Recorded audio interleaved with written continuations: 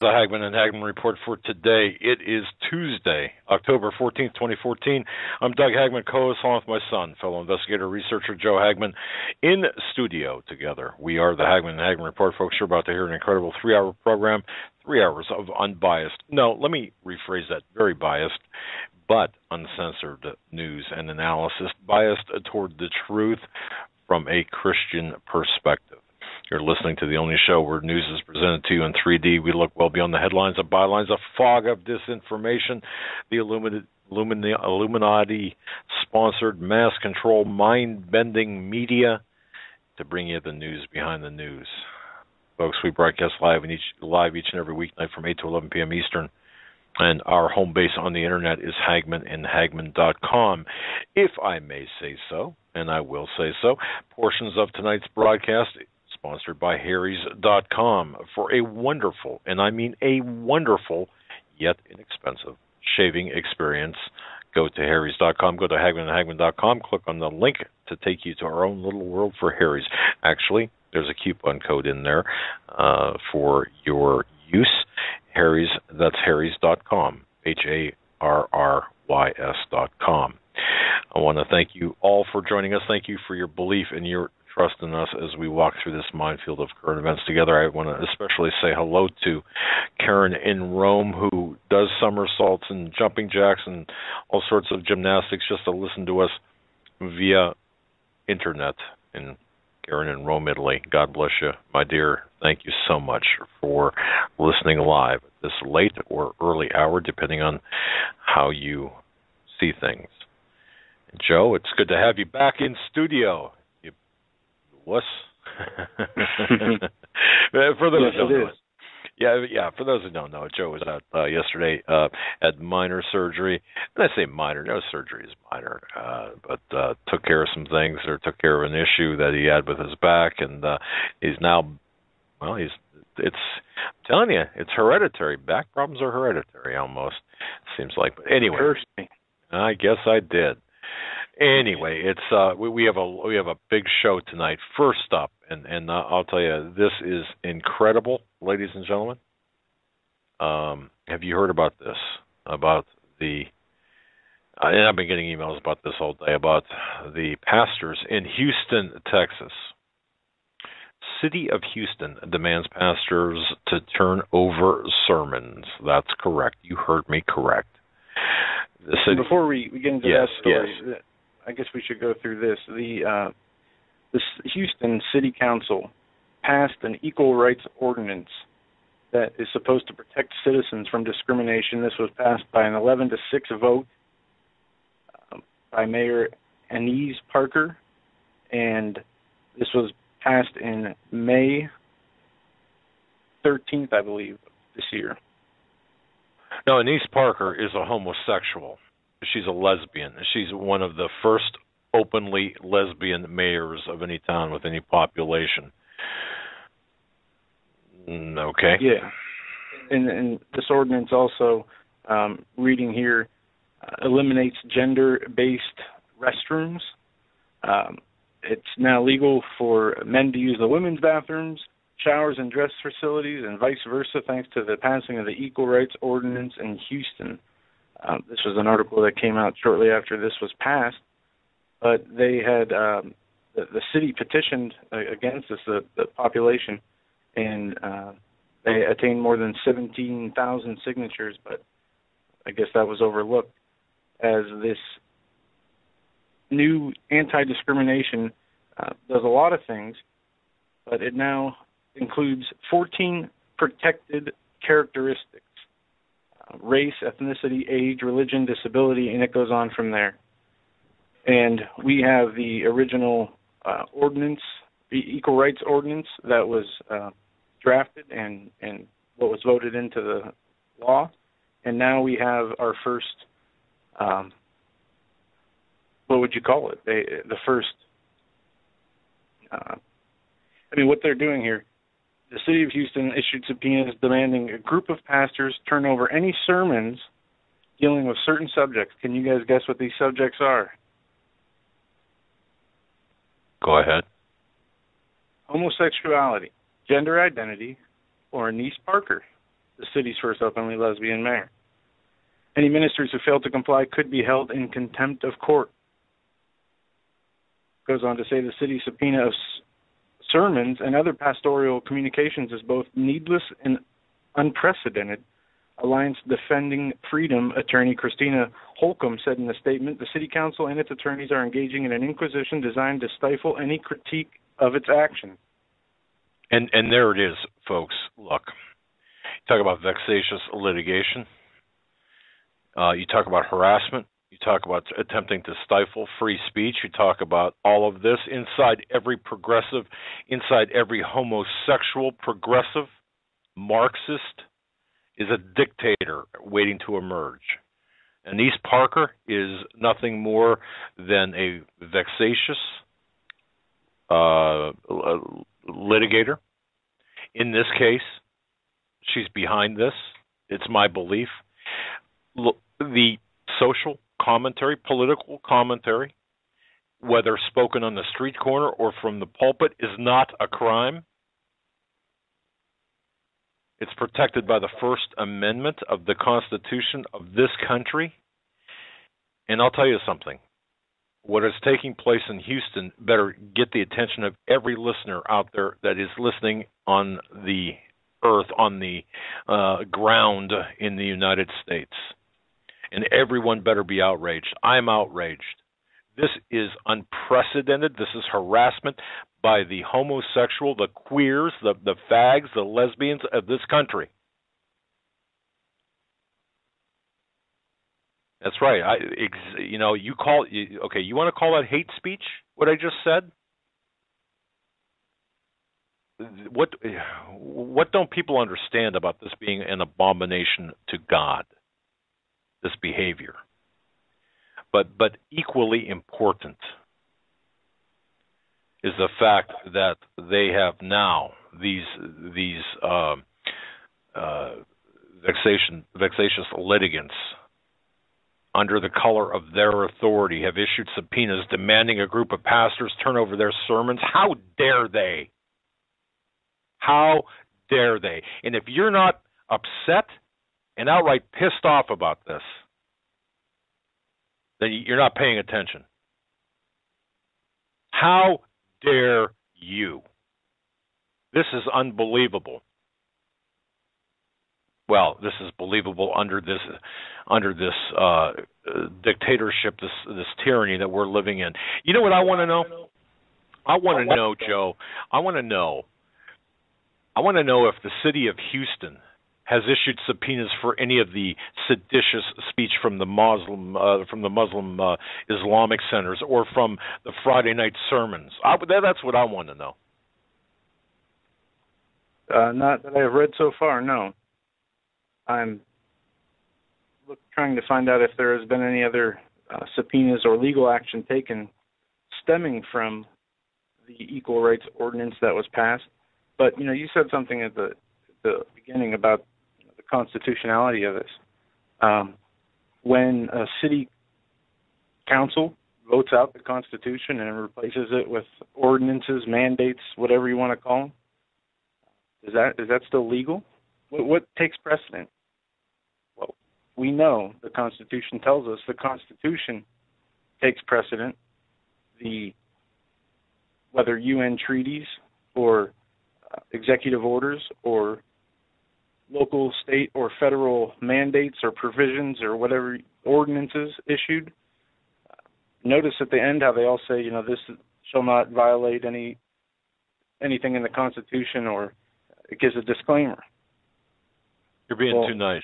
You're being too nice. I'm sorry, but right now, we don't have time to fight this kind of crap with PC stuff. We don't have time to, folks. If you can't see what's taking place here, and I mean this disturbs me greatly, because now these PC, you see what Steve Quayle and others, Pastor Langford, others have been talking about the really the wimpification, and that's putting it nicely, from the pulpits. In a way, they've set themselves up. Sorry, I didn't mean to talk over you. The pastors have an option here. They can comply with these subpoenas, or they can decline to comply and face contempt of court charges. I'd rather face contempt of court than contempt of God and contempt of my faith. I'll tell you that flat out. And then the second question is something we have not found or come across yet. How much of this stems from, I wonder how many of these 400 pastors or churches are of a tax status that the 501c3 status that people refer to. It's not just for churches. It's political. Hillary Clinton, when she gives speeches, we talked about her $250,000 or $300,000 fee she charges. She is technically a 501c3 entity under her own documents. One thing we got to look into here is how many. Say that again. Okay, Hillary. Remember we talked about Hillary Clinton's speaking engagement fees. Yes. Well, the money that was paid got paid to a foundation, the Hillary Clinton or some foundation that was a 501c3. No, C3. C4. I'll show you.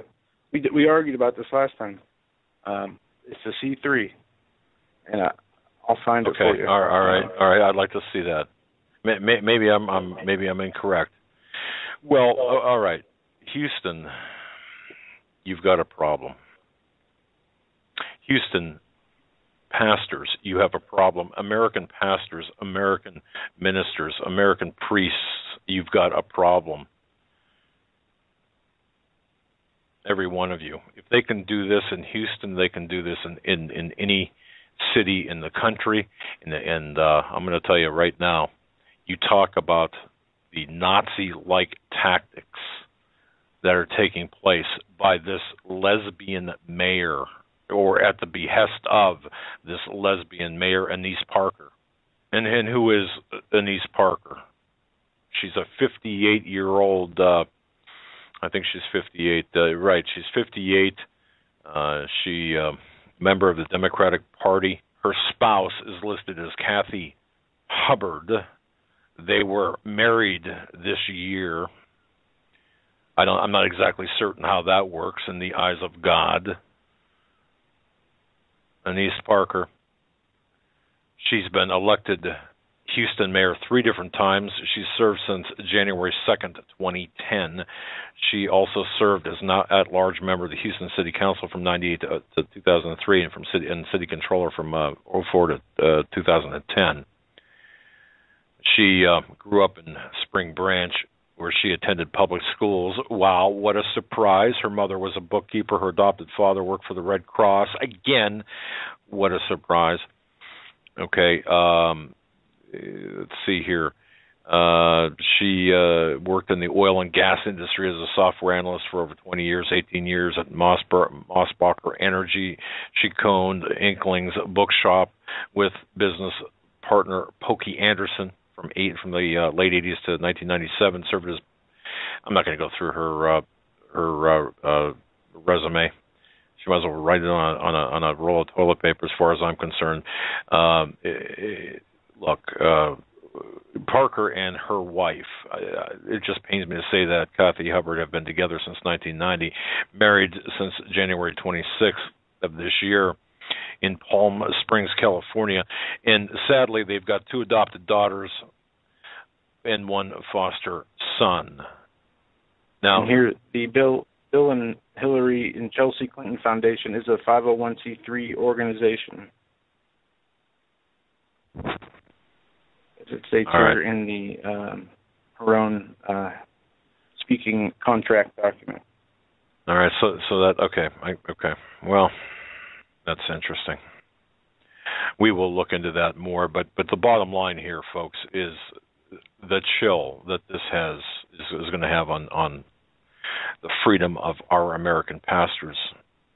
The speech from the pulpits is amazing. This is a left-handed smackdown of the rights of the Christians to speak to teach the Bible. There's really no other way to say this. This is a Nazi tactic, in my view. This is unprecedented. And quite frankly, I am absolutely miffed, obviously angered by this tactic. Folks, there's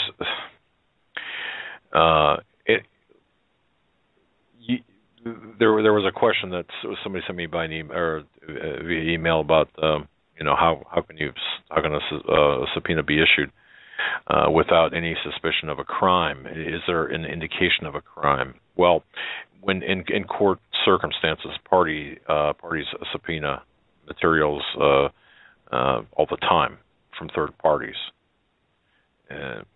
Just as long as the materials are, a judge will sign off on a subpoena if the judge is convinced by the attorneys making the application for the subpoena that the subject matter that they're after is relevant to the litigation. So in this case,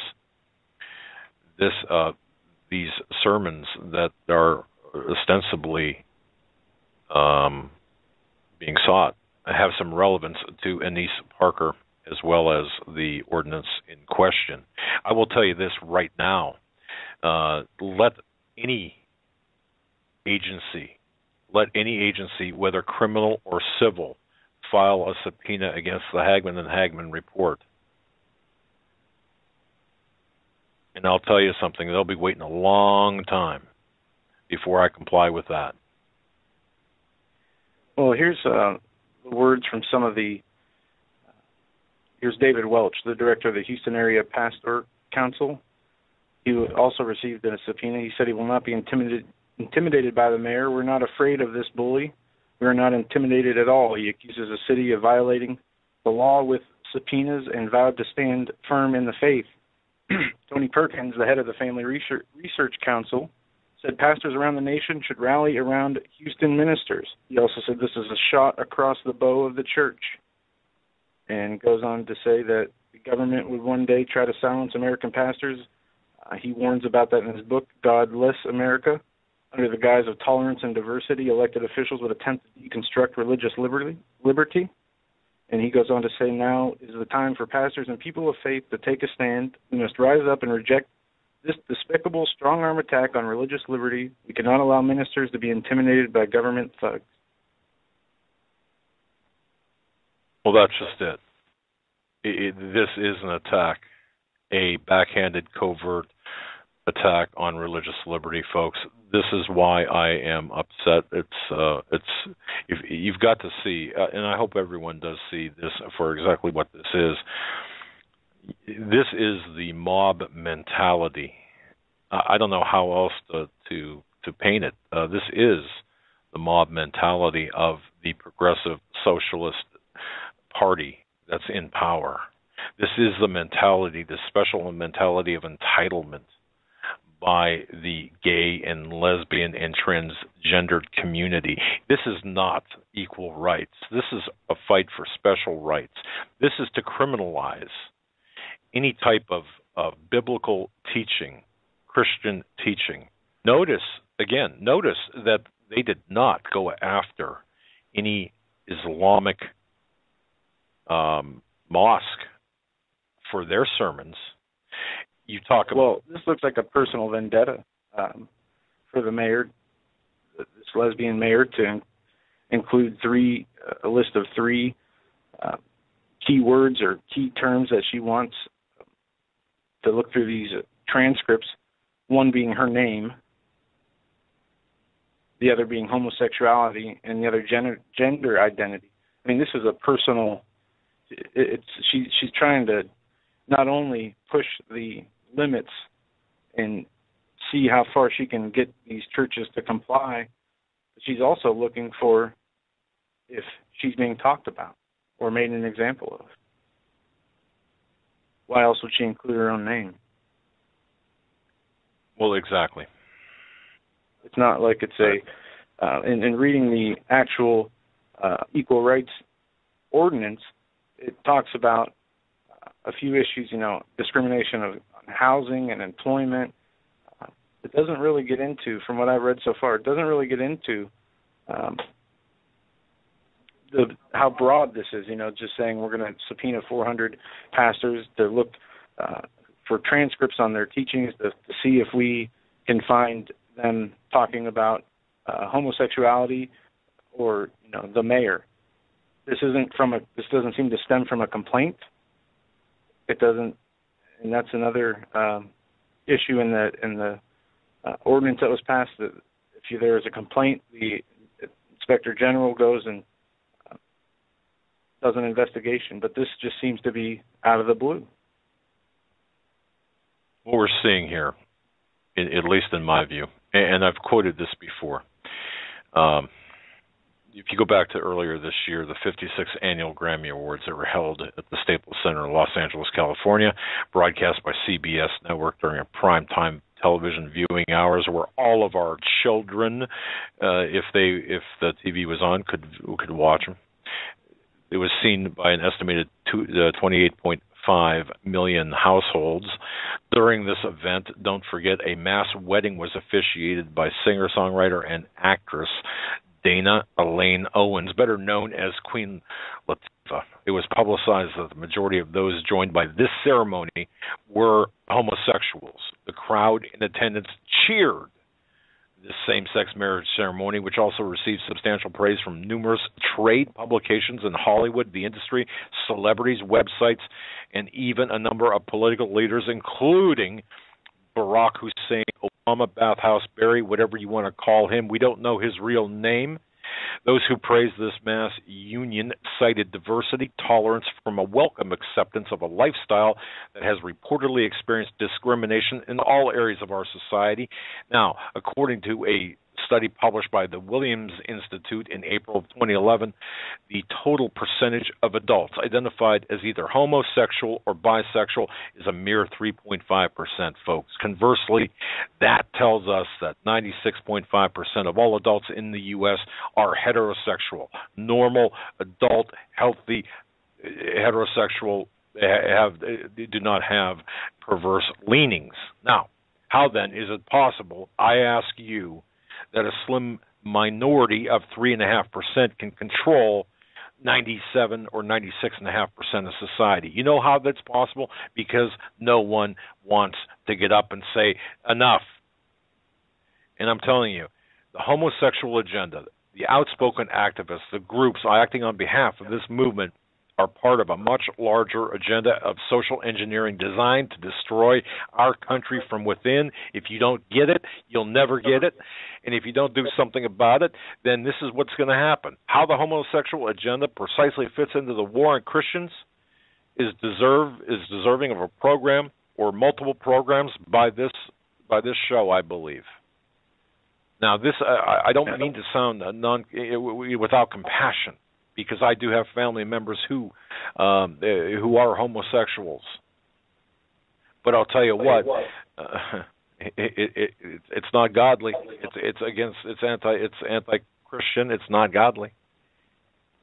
Don't be fooled, folks. Satanic rituals and homosexual marriages are, regardless, we talk about both. They're a direct, overt assault on Christians and Christianity, and never in the history of our country has there been a time when our very heritage, our core values, and our spiritual health as a nation have been under attack, and this is one hell of a shot across the bow of our country, and people better wake up. Two things. One, the Mayor Parker was asked what Mayor Parker said she will not explain why she wants to inspect the sermons. When contacted City Hall for a comment, she says we do not comment on litigation.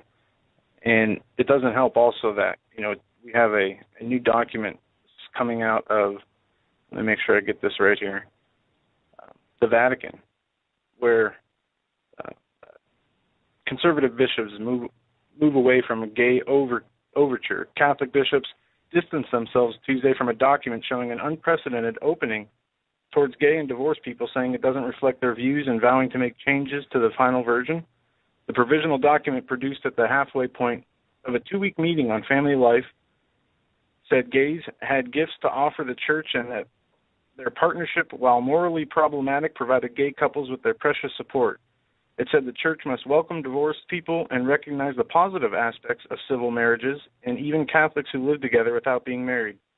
Amid outcry from conservatives over the document, organizers of the document insist Tuesday that the report was merely a working paper and would be amended, and that its value has been overhyped by the media.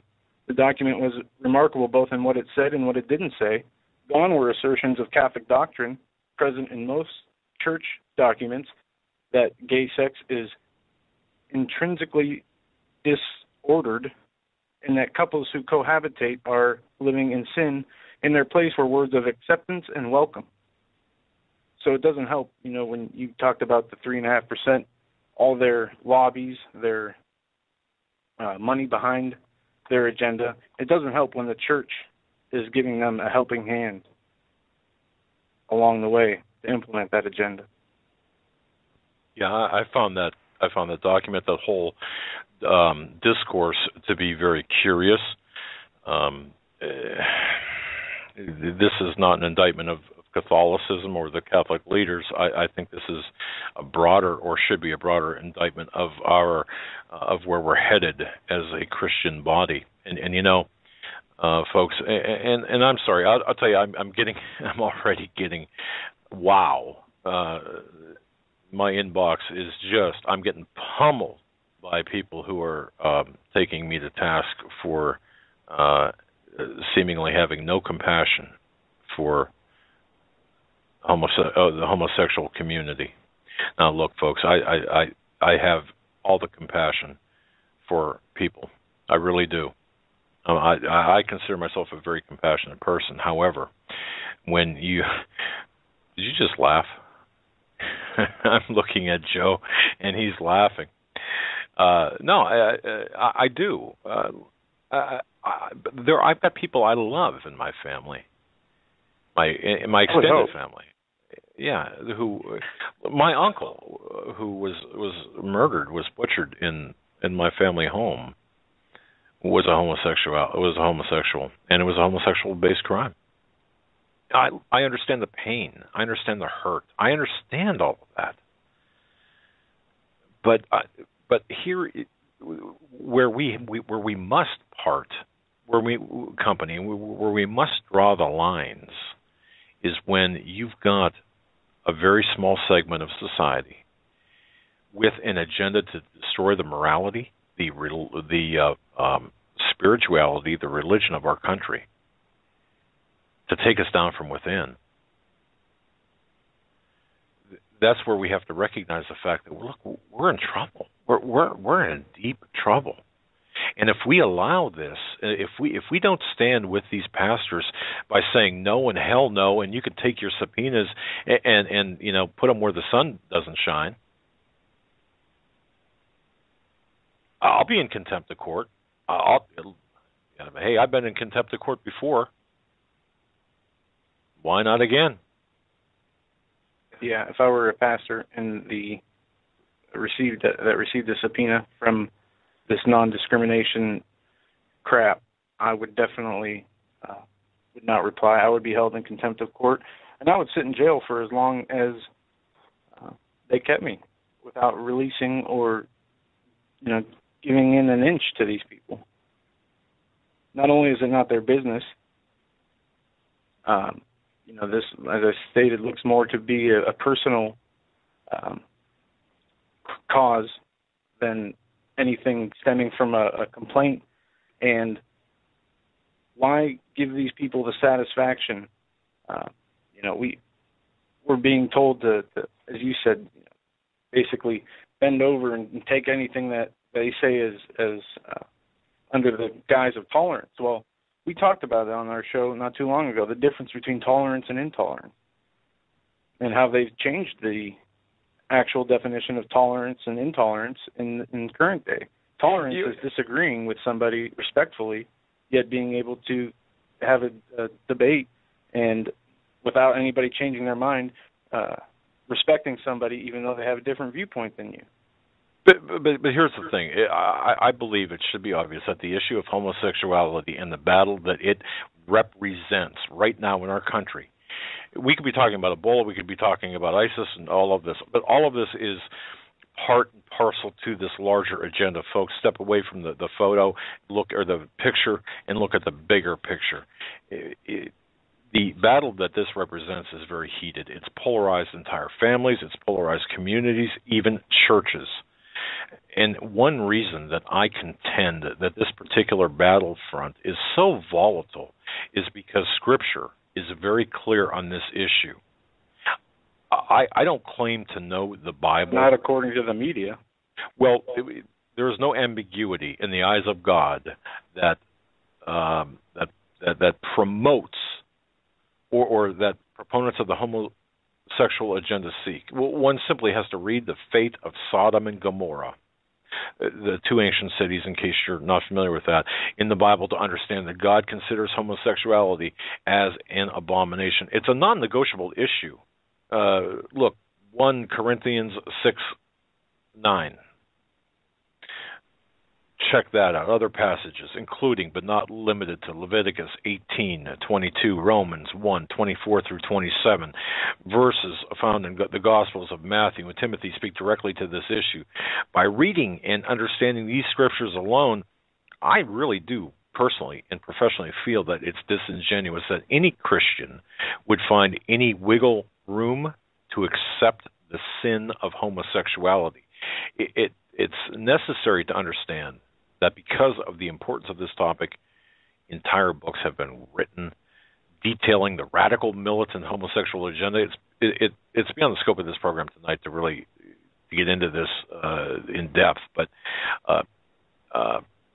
the strategy, and I'll mention this because during research I found this. The strategy of the militant radical homosexuals was deliberately exposed in 1987 and again in 1990 when two men, Marshall Kirk and Hunter Madsen, both activists, wrote about their 6-point strategy in two different publications. One was The Overhauling of Straight America. Think about that title. And After the Ball, How America Will Conquer Its Fear and Hatred of Gays in the 90s. Now, here's their 6-point strategy. And think about this. This is these two homosexual queer men, Marshall Kirk and Hunter Madsen. 6-point strategy.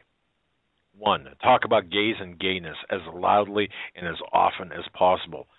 Portray gays as victims, not aggressive challengers. Oh, really? Houston, we have a problem. Give homosexual protectors a just cause. Make homosexuals look good. Make the victimizers look bad. Solicit funds. The buck stops here. That is, corporate America, procure major foundations to financially support the homosexual cause.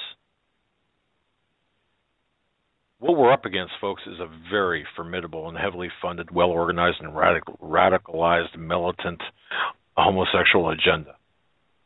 We're witnessing a world war against Christians and Christianity, pastors, preachers, and talk show hosts, public speakers. I'm going to tell you right now, I do expect to hear, based on this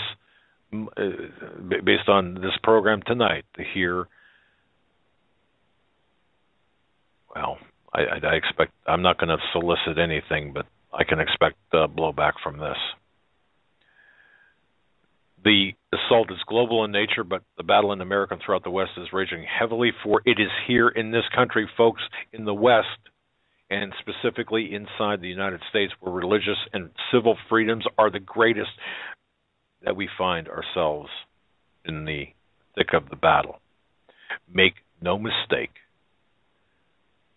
And in closing, and I'm going to shut up. Make no mistake, the militant homosexual agenda is a battlefront in the war against Christians and Christianity alone. And it is a war against our constitutional freedoms in conjunction with our religious freedoms.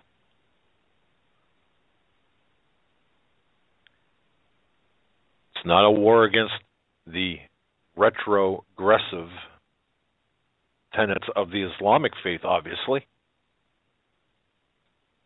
as we've seen in Houston. Or Saudi Arabia. No. It's here in America. And you know, it's behavior that's contrary to our Christian beliefs. And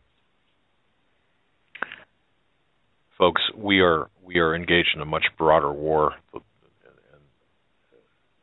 to be clear, it is my contention that the battles engaged by this militant homosexual movement is a tactic of a much larger war against Christians and Christianity.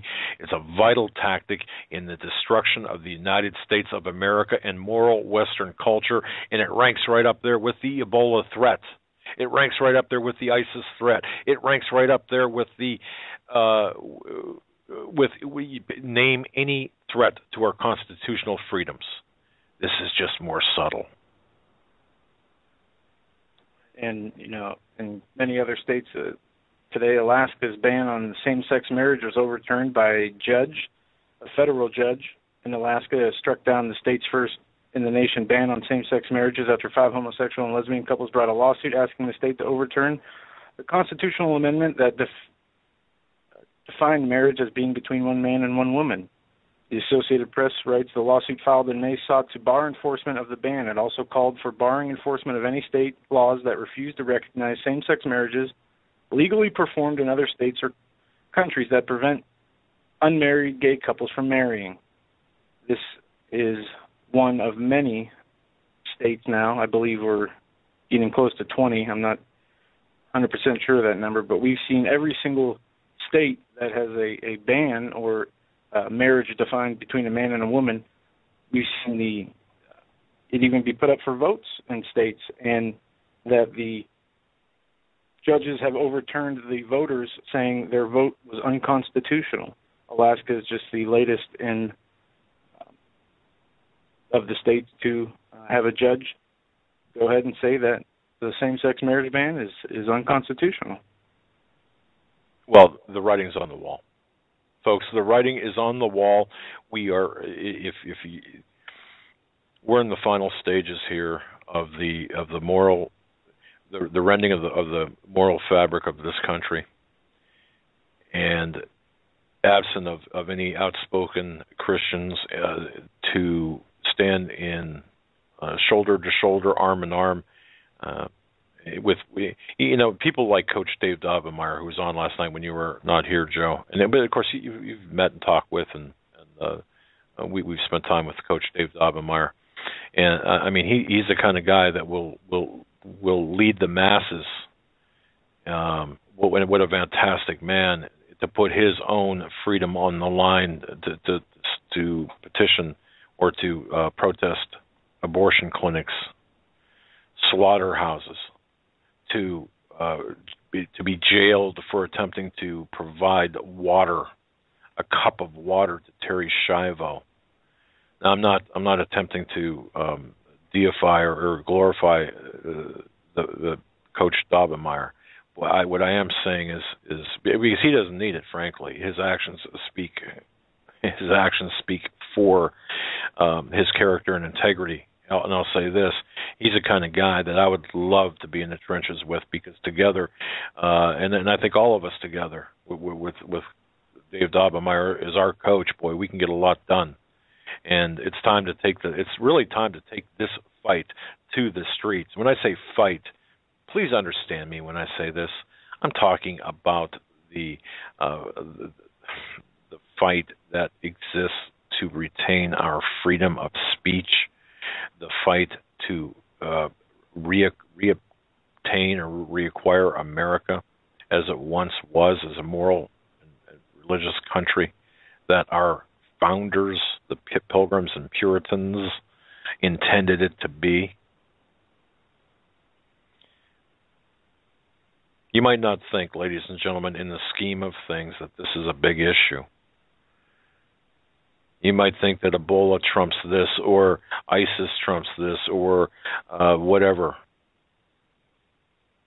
But you know what? This is, to me, one of the most important parts of the fight. And the reason it's so important is because the people on our side will run from it.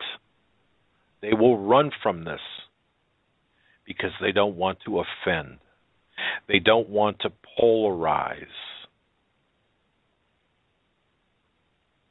And you know something?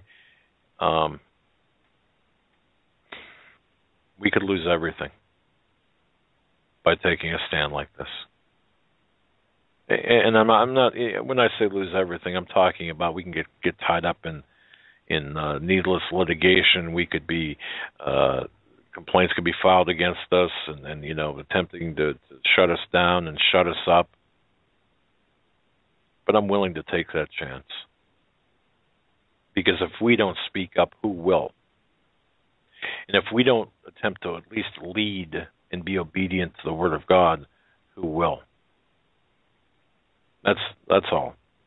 I didn't mean to turn this into a soapbox on your first night back. Oh yeah, like I was gone for a long time. But Well, I missed you, buddy. No, I missed being here. Much rather would have been here than what I was doing yesterday. But if there are any of the pastors, of the 400 pastors subpoenaed, give us a call. We would love to hear from you and hear your thoughts on that, on this ordinance. And are you going to comply, or are you going to? I think we should have a subpoena burning ceremony in Houston, in the city, in the center of the city. I think all the pastors who got subpoenas should go in the city center, the park, and take all of their subpoenas. Remember the draft card burning? I'm sure you don't, Joe. But the burning of the draft cards back in the 60s. Well, let's have a subpoena burning party in Houston, and I'll tell you what, I will personally drive there to Houston if we can arrange that, and we'll just we'll get a barrel and we'll burn those subpoenas and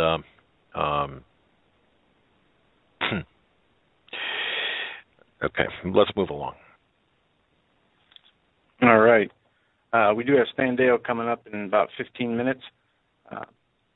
And in other news here, you saw this article, $3,650. This was an article from Drudge on today. Are you among the world's wealthiest? If you have $3,650, you're among the wealthiest half people in the world. This according to Credit Susie's new report on global wealth. In numbers and charts, they break down the status on this Telegraph article. They have a video, but it says global wealth grew by 8.3%, its fastest rate ever over the last year, reaching a worldwide total of $263 trillion, according to Credit Susie's global wealth report for 2014. I was kidding you all day about that. It's Credit Suisse, but that's all right. I like the way you say. It has other implications. What is it, Credit Suisse? How do you say it? Well, some call it Credit Suisse, but I like the way you say it because it has other implications. But go ahead. But wait a second. Are they talking about $3,650 in terms of liquidity or in equity, or what are they talking about? I think $3,600 in discretionary funds. Because see, if you have $3,650, including the value of your home, yeah. So it gets in. It's not just cash; it's equity too. It says, including the value of your home, you're among the wealthiest half people in the world. This is net wealth. So once debts have been subtracted, it goes on to say the other half own less than 1% of global wealth, while 77% of adults, that's 3.3 billion people, have less than $10,000. Well, and they're talking about. I can understand that. Well, they're talking about with the value of their house, their car, their bank accounts. After their total, you take all their net. Yeah. Right. And it goes on to say by 2019, global wealth is expected to be 40% higher, reaching $100 trillion more than it is today, if we see 2019. But, we talk about the state of our economy a lot. And one thing we don't realize is how poor so much of the world is. You have billions of people who, on a daily basis, struggle with resources and things we take for granted, like running water, the ability to go to a hospital even if you don't have health care. toilets, refrigerators, electricity. So many people in the world don't have these things. And when we look at how, much, and I'm just as guilty of this as anybody, complain about this or that little thing, we need to keep in perspective how lucky we are compared to the rest of the world. The man's keeping us down. The man's keeping us down. I guess really, my age to understand that, but no, you're right. I mean, it's easy to say, "Poor me" and "Woe is me," but if you're living in the West and listening to this broadcast, chances are you have a better lifestyle than the majority of people in the third world. Well, it goes without saying, but chances are your lifestyle is much better than the rest of the world's. But here's the thing, Joe. Barack Hussein Obama, the renegade in chief, has been installed and is working to bring us down. And instead of elevating our country and our countrymen and our citizenry, he's doing just the opposite and attempting to take us down to a third world status, and doing so through the progressive. When I say progressive, I'm talking about the socialist agenda. And you've got these idiots like Tom Hartman and Amy Goodman and Rachel Maddow and Chris Matthews, all of the apologists, and even those on the right, the do-nothing Congress, the do-nothing House, the Senate, the Republicans who have acquiesced to this. And isn't it interesting? Harry Reid walks into public service, a pauper, essentially, and now he's worth how much money? $1 billion or $16 million or whatever his worth is.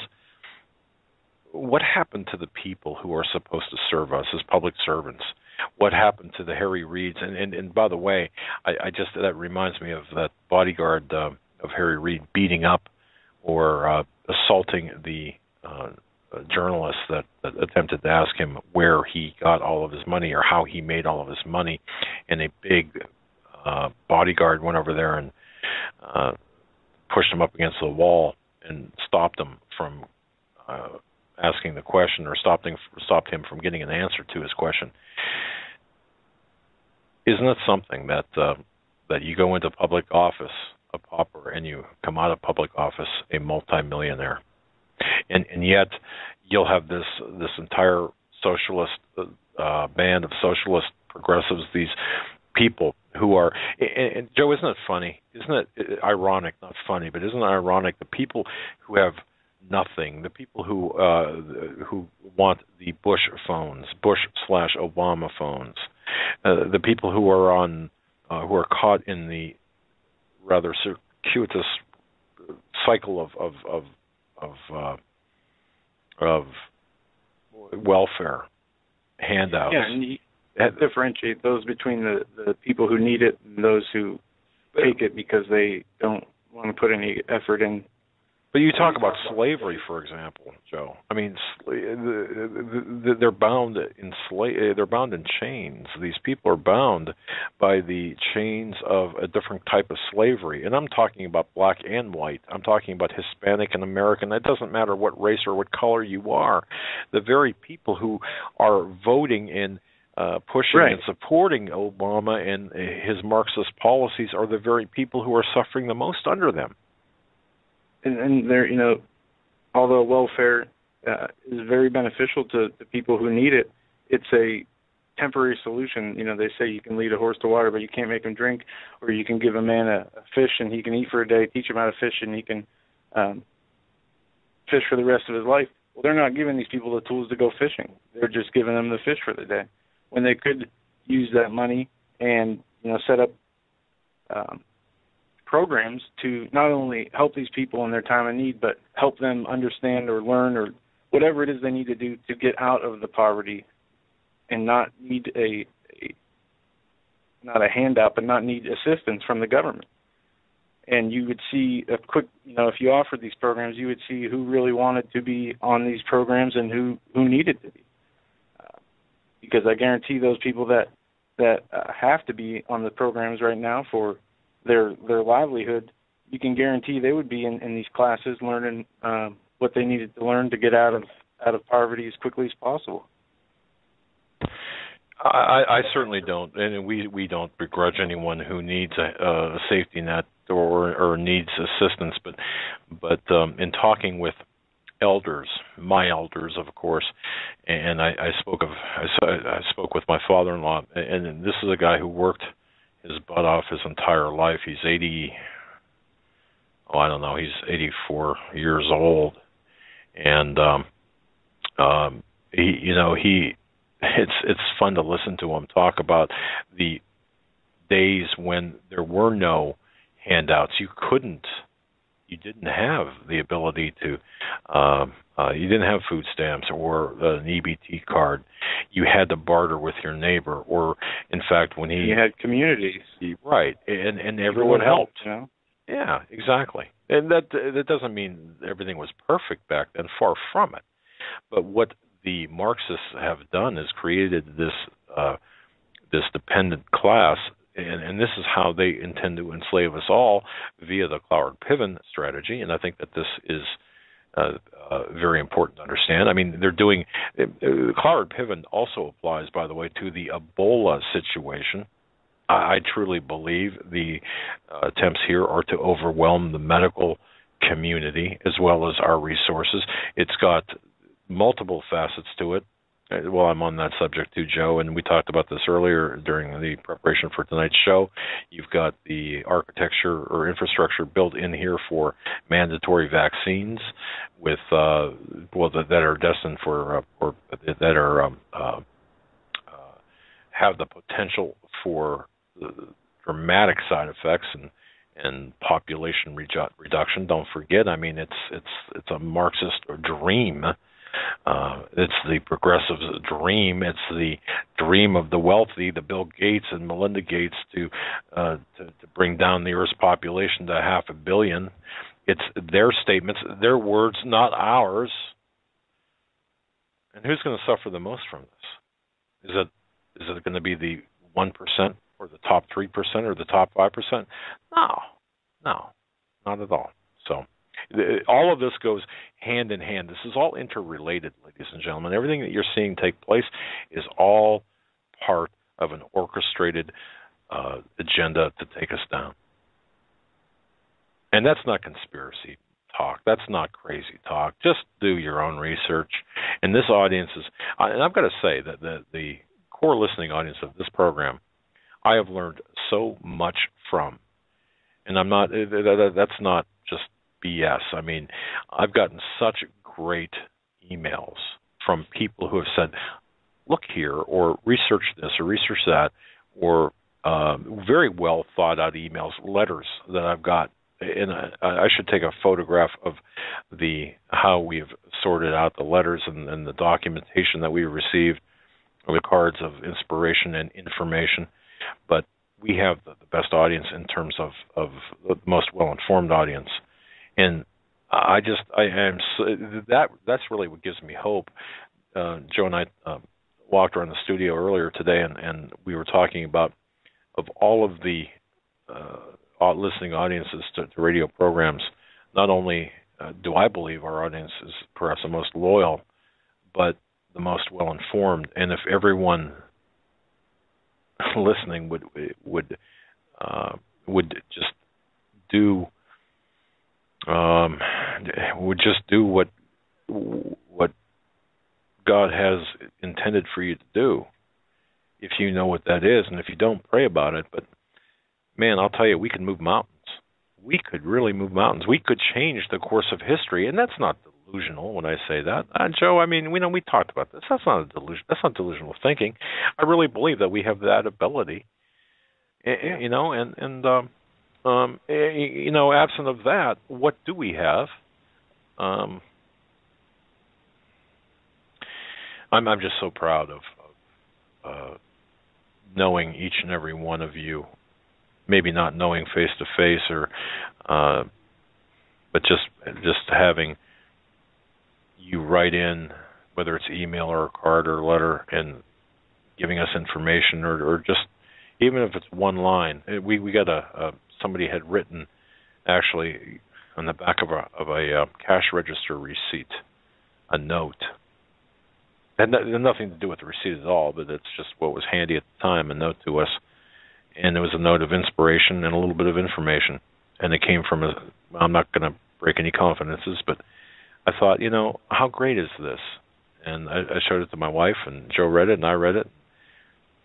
The reason I mention that is because if somebody sits down and takes the time out to write down their thoughts, I don't care if it's on the napkin. It's just really neat. Sorry, I digressed. Go ahead. I want to thank Teresa.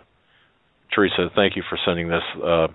The IRS recently moved a number of service organizations classified from a 501c4 status to a 501c3. This move gives petty bureaucrats more power to regulate the activities of such organizations. Right on. Thank you for that. Interesting. Okay. Tomorrow we might want to write this down. We might want to do something on the church and state tomorrow.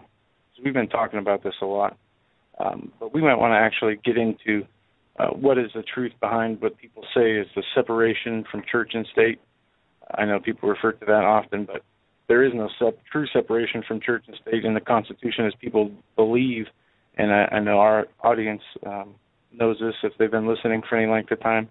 But I can't remember the guest who it was who explained it, but the provision or the talking point, separation of church and state, stems from a letter that Thomas Jefferson wrote.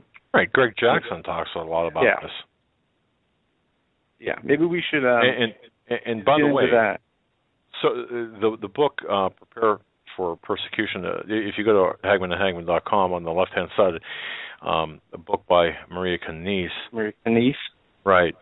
Folks, that's a fantastic book. It does get into that issue and more. And not only does it get into that issue, but the second half also helps us Christians prepare for the persecution which we are now seeing take place, the shot across the bow in Houston and other places. So I highly recommend that book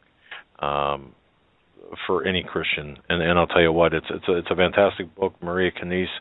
Order it via Amazon, or just click on the link and it'll take you to the place to order the book. With that, we're going to go to our top of the hour break. When we come back, we're going to be joined by Stan Deyo, as we are every Tuesday, and our Tuesdays with Stan. Go to his website, standeyo.com. On the right-hand side, on a little bit down the page, you'll see a microphone. On the right of that, you'll see a Show Images page. Open that up. He's got images pertaining to what he's going to be talking about here on the show. And we'll be right back on this October. There we go. I got him. There we go. Hey, Stan. That doesn't fall apart on us. Wow.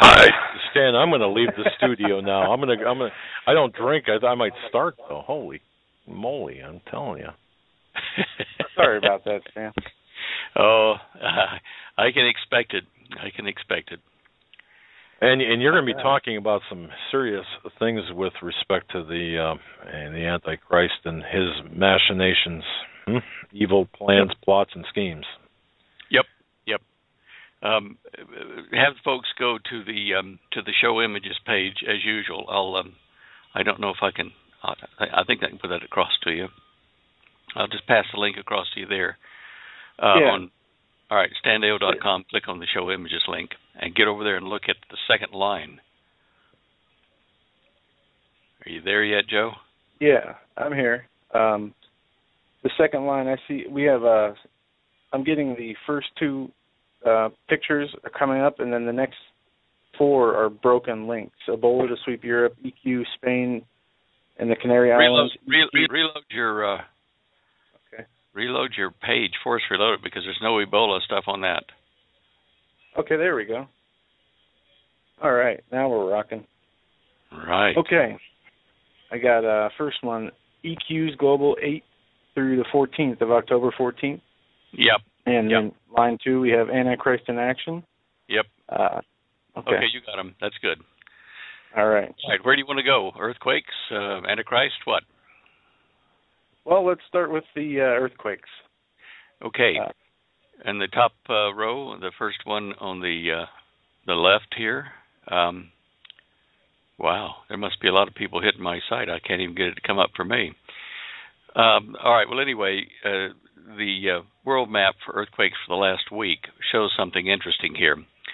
Around Fiji, which is kind of north of New Zealand, and then below there, even bigger quakes are moving down toward the North Island of New Zealand. And that's, of course, North Island has one of the most explosive volcanoes underneath it at Lake Taupo. Now, so I'm watching that very closely for developments there. Of course, you've seen the Nicaraguan quakes, and also there were quakes. There was a quake a week ago up at the Baja, in California. And we do know from several reports that Holly had found for me today that there are 4 major quakes that are locked under San Francisco and Los Angeles area. And they're saying that they think that this will release with about a 68 to 70% probability, almost darn certain, within the next 30 years, but it could be tomorrow. They're not sure. And this is in a heavily populated area and would do massive damage to infrastructure and people on the West Coast. So keep an eye on earthquakes in the region of Los Angeles all the way up to San Francisco, and just north of there to the Juan de Fuca Plate, which has had a couple of minor quakes in the last week. Over in the Atlantic, in the last week, of course, we know about the Iceland volcano and the earthquakes that are happening there. Now, fortunately, those earthquakes are happening along a long kind of rift, and that rift is allowing the pressure of the magma beneath the surface, instead of erupting really violently, it's erupting through a couple of volcanoes and filling trenches with lava and flowing that across the ice pack.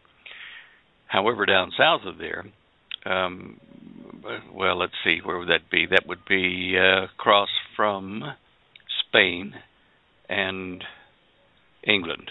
There are about 4 or 5 quakes that have occurred in the last week there. And this is an area that we watch fairly closely for plate tectonic movements. And if we get more quakes in there, we can be concerned with one triggering southeast of there, the quake line that runs T-junctions into there and goes into the Mediterranean, but also it's just north of the Canaries where the Cumbre de Vieja situation is. It might produce a tidal wave on the east coast of America if it should be shaken too violently. Again, over in the South Pacific, just west of Argentina and Chile, you see a bunch of earthquakes in one spot, one major one, a 7-point some odd, and a bunch of aftershocks right at a T-junction of tectonic plates, where 3 plates join. Well, for the moment anyway. So these are areas here that we need to keep an eye on this week. Now, if you look at the second picture, second image is the last 30 days globally, and you can see, by the number of aftershocks and attendant shocks over in Fiji down to North Island, New Zealand, that area is definitely busy, busier than normal, in my opinion. And Central America, Nicaragua, Panama, those are all busy. And that triple junction, that triplate junction out in the Southeast Pacific. These are just maps to keep an eye on. And in the United States, over the last 30 days, we've got earthquake patterns that are not huge, but certainly around Oklahoma City area, those quote-unquote fracking quakes are still very busy. And in the last 24 hours, you can see at least 5 or 6 that have occurred there, along with those down in Nicaragua. There are shock waves that go across the planet whenever a big earthquake, a bell ringer, occurs. In fact, even smaller ones around Richter 5 occur, that we'll get these shock waves, compression waves, that will travel across the planet.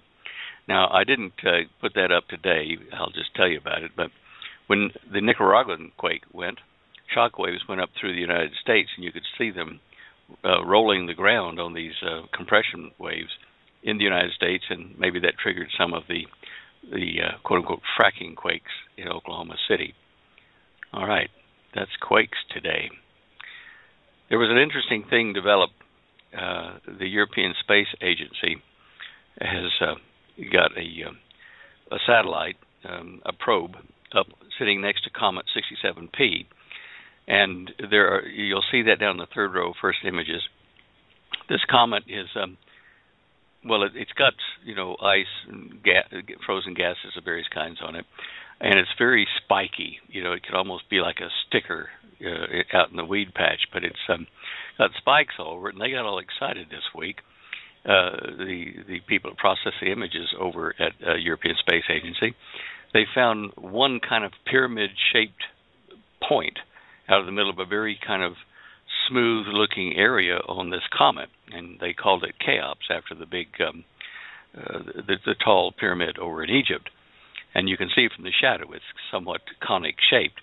But if you look at the rest of the comet over in the picture to the right and see how many places are, jagged, and there's either ice or something frozen over them to form these sheets of smoothness. And I think it's right in the middle of the picture, I think. Right down in the very center there might be a little dot about the size of a pencil lead, which I think is the enlarged photo they're using. If not, it'll be on another similar patch that's smooth with that thing sticking up out of it. It might be over on the right side. There's another one that looks like it's like a tall cone. And in the third picture is the comet from the orbital satellite at the moment that hasn't landed yet. And it shows the different structures of rocks and ice and various other things. And everywhere there's a different color in there are patches all over it, is a different morphology, a different structure, or like comet geology, which it shows you that there, would there be 1, 2, 3, 4, 5, 6, 7, 8, 9, 10 different regions of varying geology on this comet. And when the European Space Agency does land on it, it should be very interesting. And just for those of you that have got these little cheapy or even expensive 3D glasses, the red left eye and a green or blue right eye, there are 3D images of the comet that they've put up, and I've reproduced them there for you so that you can look at that in 3D and see the hills and valleys inside this comet. It's quite unique to be able to see a comet, without all the dust around it and everything. It's just not outgassing or anything. It's really cool. Anyway, that was Stanley's cool science thing. Third row again, right-hand side, and this is really kind of interesting to me. Lunar volcanic activity when dinosaurs roamed the Earth. Now, these articles talk about NASA finding evidence of what we call recent volcanic activity on the Sun. Well, recently being 33 million years ago, that's what they say. But for those of you who have heard me talk about the Garden of Eden and how finding it meant that we had to compress time from millions down to thousands of years and show that the Earth used to be 25% smaller only about 4,000 years ago. For those of you who remember that, then you'll also recall that I said in the lecture on Eden that dinosaurs coexisted with mankind back at that time, which was, Pangea, which was around just before 2345 BC, somewhere around there within 100 years. That, if now, and there's another article which is available, I think, on the second picture of the moon, University Herald, says the lunar volcanic activity that NASA's talking about may have ended as recently as during the dinosaur age. Now, if that's the case, we had active volcanoes on the sun around the time of the flood. This is cool, isn't it? It just gets better. Okay. Now, let's see. You can click and read them in detail there. That's what those links will do for you. And now, shall we talk about the Antichrist? Are you guys awake? Please. Oh, please. I can't wait, Stan. Okay. Yes. Now, the second lecture that I gave at the conference was on the identity of the Antichrist, and the fact was that prophecy does say that his name will be Solomon in some derivative of the local language in the Middle East. Now, Solomon is varied in the Middle East as Suleiman, L-A-Y, or Suleiman, L-E-M-O-N. Anyway, the Arab culture almost deify King Solomon and look for a modern King Solomon to come and, according to legend, defeat the enemies of Islam and the Arabs and form a new, consortium, and not a new caliphate, but a new consortium of Arab countries and Muslim countries. Now, is in 2 Thessalonians, 2nd verse, or 2nd chapter, 3rd verse, listen to what he says here. Let no man deceive you by any means, for that day shall not come except there come a falling away, and that man of sin be revealed. Now, if we can identify happily the man of sin, the Antichrist, then we know that from that moment forward, the rapture is on our doorstep. He has to be revealed first, and that's going to be somewhere around the very, very beginning of the tribulation, whether it be or during the start of it. It'll be very close to the beginning of the tribulation, in my opinion.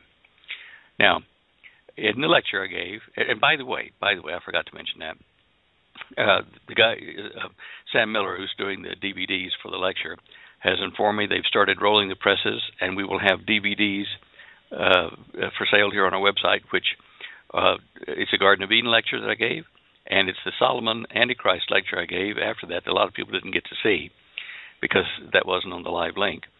That we'll have those in our hand next Tuesday.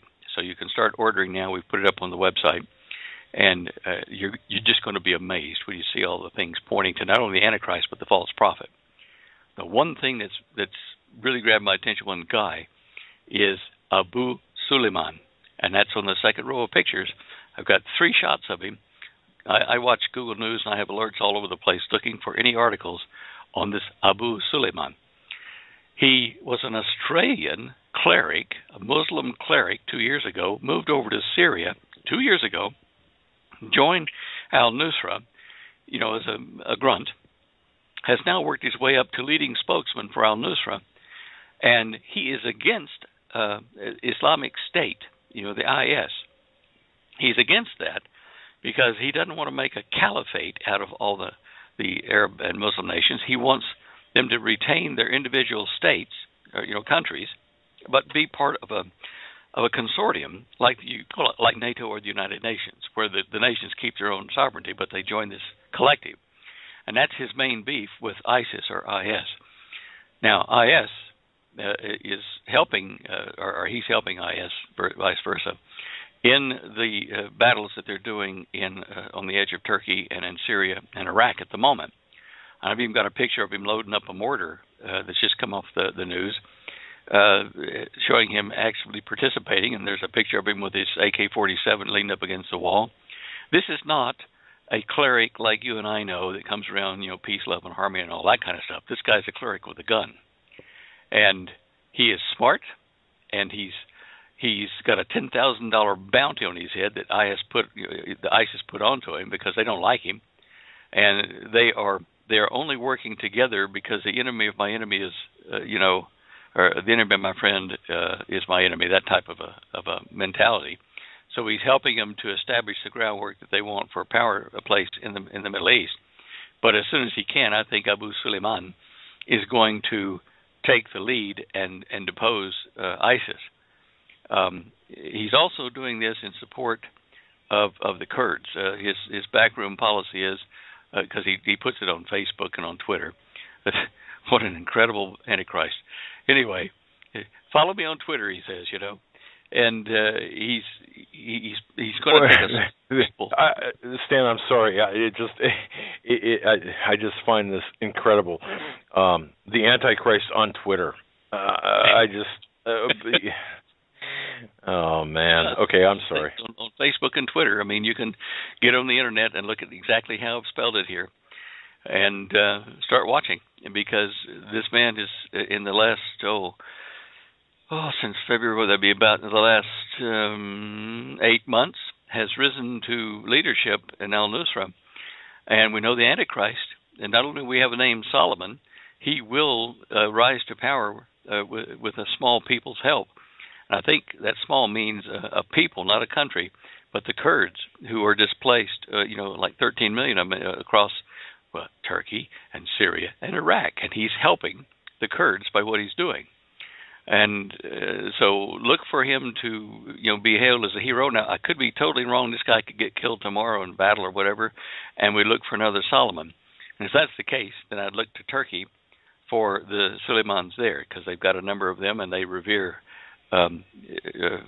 Solomon as, a great prophet. And there are a number of them that have the name Suleiman that are in Turkish politics. But in that part of the world, right now, the one who's kind of getting popular support and becoming like a Robin Hood of the terrorist groups is this guy Abu Suleiman. And if he is the man, and you can hear him talking. I've got a link there to a video of him on the right hand side. You can click and listen to him talk. He usually talks from the same setting they've got with encyclopedias or something behind him here on the shelf. He is a learned man, and I don't even know if he knows that he is the fulfillment or will be the fulfillment as the Antichrist, if he is indeed. And the real Antichrist, I'm not even sure if it's not him, if he knows that he is the bad guy of prophecy. They may be doing what they think is right in their mindset, in their paradigm, and we will just recognize them for what they are, even though they don't know until later what they are. Yeah, Stan, if I can ask you this, in your professional opinion, based on your research, investigation, analysis, your writings, of course, your book Cosmic Conspiracy,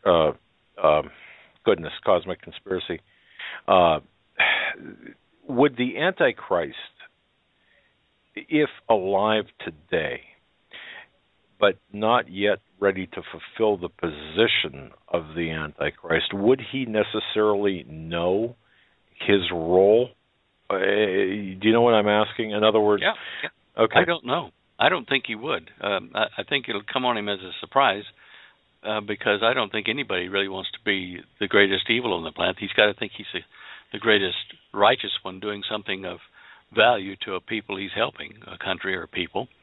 And certainly this guy, Abu Suleiman, is taking up the cause of the Kurds and the underdog there, and those that want a consortium of Muslim nations. He's taking their cause, and to him, he's doing a good thing.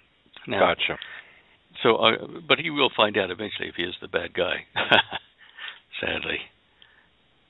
Wow. Wow. If you listen to the guy, talk. I mean, I've watched a couple of videos. He's quite rational sounding. It has been anyway. What I've seen makes sense if you're an Arab Muslim, and it's frightening the sense that it makes from their point of view, because his point of view coming to fruition is not going to be happy times for most of us that are Christian or Jews.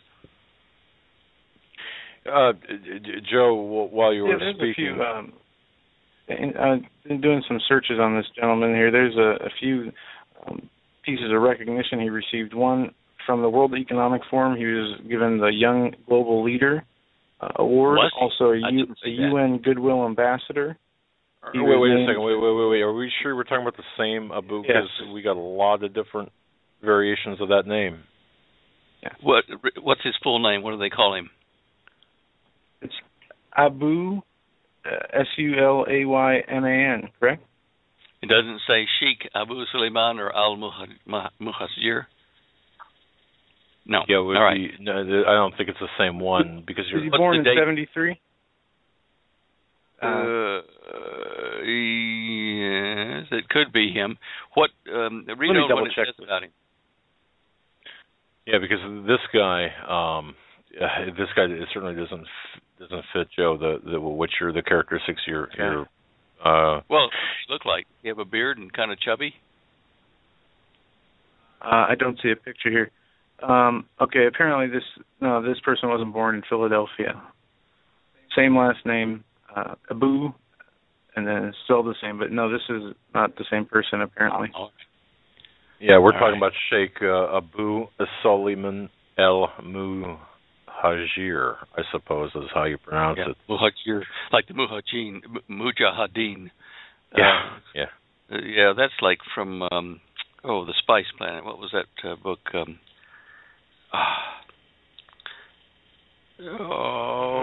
know I know what you're referring to. Yeah. Interesting book.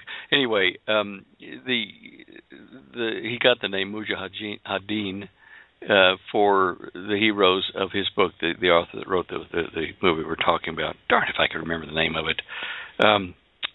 But anyway, the hero was a military leader and led the oppressed to overthrow the ruling powers of this planet, and in the storyline. And this guy is, filling that role. I mean, he's not like an Ivy League suit-wearing type guy. He is, give me a gun and a backpack and ammunition, and let's go get the enemy type guy.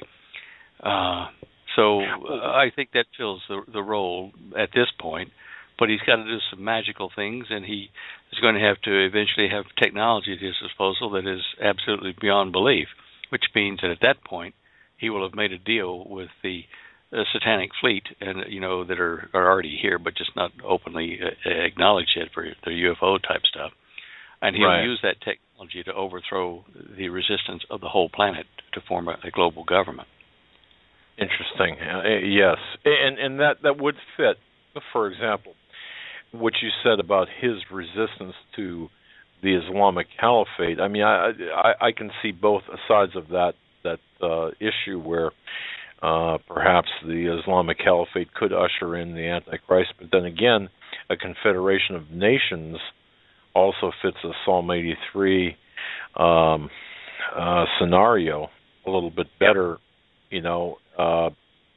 so rather than having one international caliphate, we'll say. Yeah, I can see where this prophetic movement might be better served by having nation states rather than the Islamic Caliphate. Interesting. And think about this now. It's talking about like 10 nations, and we know that we've got the Pope and Shimon Peres. We talked about it about 3 or 4 weeks ago. We're meeting, and Shimon Peres was proposing to the Pope in the Vatican, why don't we get together and form a global one-world religion where we embrace Catholicism and all the other major religions? Now, that's laying the groundwork for the false prophet. Now, whether that be the Pope or whether that be Nimrod Novik or whether that be Shimon Peres remains to be seen. But they are laying the groundwork for it. And in Turkey, remember what I talked about, that woman journalist, TV journalist, well-known in Turkey. I think she's based in Istanbul. She says, let's have a Temple of Solomon built on the Temple Mount. There's a place to build it without interfering with the Dome of the Rock. Let's build with the Israelis the Temple of Solomon and let them worship there up on the top of the Temple Mount, Temple Mount, but to the side so that they don't interfere with the dome. Now, normally Israelis, Orthodox, would not countenance that at all. They want to destroy the Dome of the Rock and, the mosque there and cleanse the area before they would build Solomon's Temple. But there's enough room there to build 2 or 3 Solomon's temples without even touching where they've got the platform up on the mount for, the rock platform where the dome is. So you put all these things together, we're seeing the groundwork laid for both the Antichrist, the militant, and the false prophet who will sing his praises and make the contracts and peace deals and agreements at a high level between the leaders of countries and churches. Do you see what I'm saying? I do, and I think, judging by the response, I believe our audience does as well. And I think that shows a little bit of outside-of-the-box thinking with respect to the temple, the temple being rebuilt in a manner that would not be resisted in such atypical of what we would normally believe. So this is out-of-the-box thinking that perhaps we should entertain and not dismiss out of hand. So, this is something. Looking at the false prophet versus the Antichrist, and this is a question actually from 2 listeners, 2 different emails I just got here. Who comes first? That's the crux of the questions. I mean, I've got 3 paragraphs worth of text, but the ultimate issue is, Stan, who comes first, the false prophet or the Antichrist? The identity, I mean, or are they working in tandem with one another? Well, I think that the public awareness at first will be of the rising star in the militant operations, which will be the Antichrist. He's a militant. He honors a God of forces. He puts himself above, God the Messiah and every other god, it says in Daniel. This guy will come to the forefront first, and I think then will be supported by the treaties that come later at a senior level, and that's where our false prophet shines. Now, as I said, I've got my eye on three people, two mainly, and for false prophet. The false prophet will have to have the ability to organize numbering, because it's the false prophet that sets up the 666, not the Antichrist. It's the false prophet, and the false prophet has got to have knowledge of economies, of global economies, of banking, of all kinds of things that are only known at like a prime minister or a kingship or presidential level. And so that means that this guy has got to be kind of, suave, debonair, wear the suit, and hobnob with the rich and famous rulers of this planet. That's not going to be the guy that's carrying the rifle and overthrowing nations. They're two different guys, and so the well-dressed one that's going to do all the treaties and arrangements at a high level will ride on his back and make the treaties for him, but there won't be a need for the false prophet until the Antichrist has been recognized as being a hero on like a global scale. I'm watching for that bounty, a $10,000 bounty on his head to go up over the next few weeks, because ISIS really, really is afraid of this guy. He's been a sleeper, just rising up out of nowhere, and in the space of 10 months. I mean, well, anyway, it's a long story on that guy. It kind of sounds like Barack Hussein Obama, just in a different location, but I digress. Okay. Barack Hussein Obama, I cannot see him out of a paper bag, much less in a war. No, of course not. No, it's just the meteoric rise out of obscure community organizing to the President of the United States or the resident, the renegade in chief. But okay, yeah. No, hey, did you see where? Oh, sorry. Yeah. Go ahead. Do you see where they're pressing really hard for Mitt Romney to run again, third time? Yeah, I saw that. He met with some donors and had a special meeting here yesterday or today. What's your thoughts on that? I mean, well, he's already spent not only his own money but a lot of other investors' money in two bids that failed. But this time there is a groundswell against the Democrats because of Obama's administration's failure in so many fronts. Even up here in Denver, one of the newspapers that supports the Democrats and the president has gone against that and that Democratic vote and is now supporting the Republican candidate for governor of Colorado. There's a groundswell you would not believe. It's interesting. Wow. And the 2016 presidential elections, it seems like they're just recycling old candidates. You got Hillary Clinton, some new people that might be in there.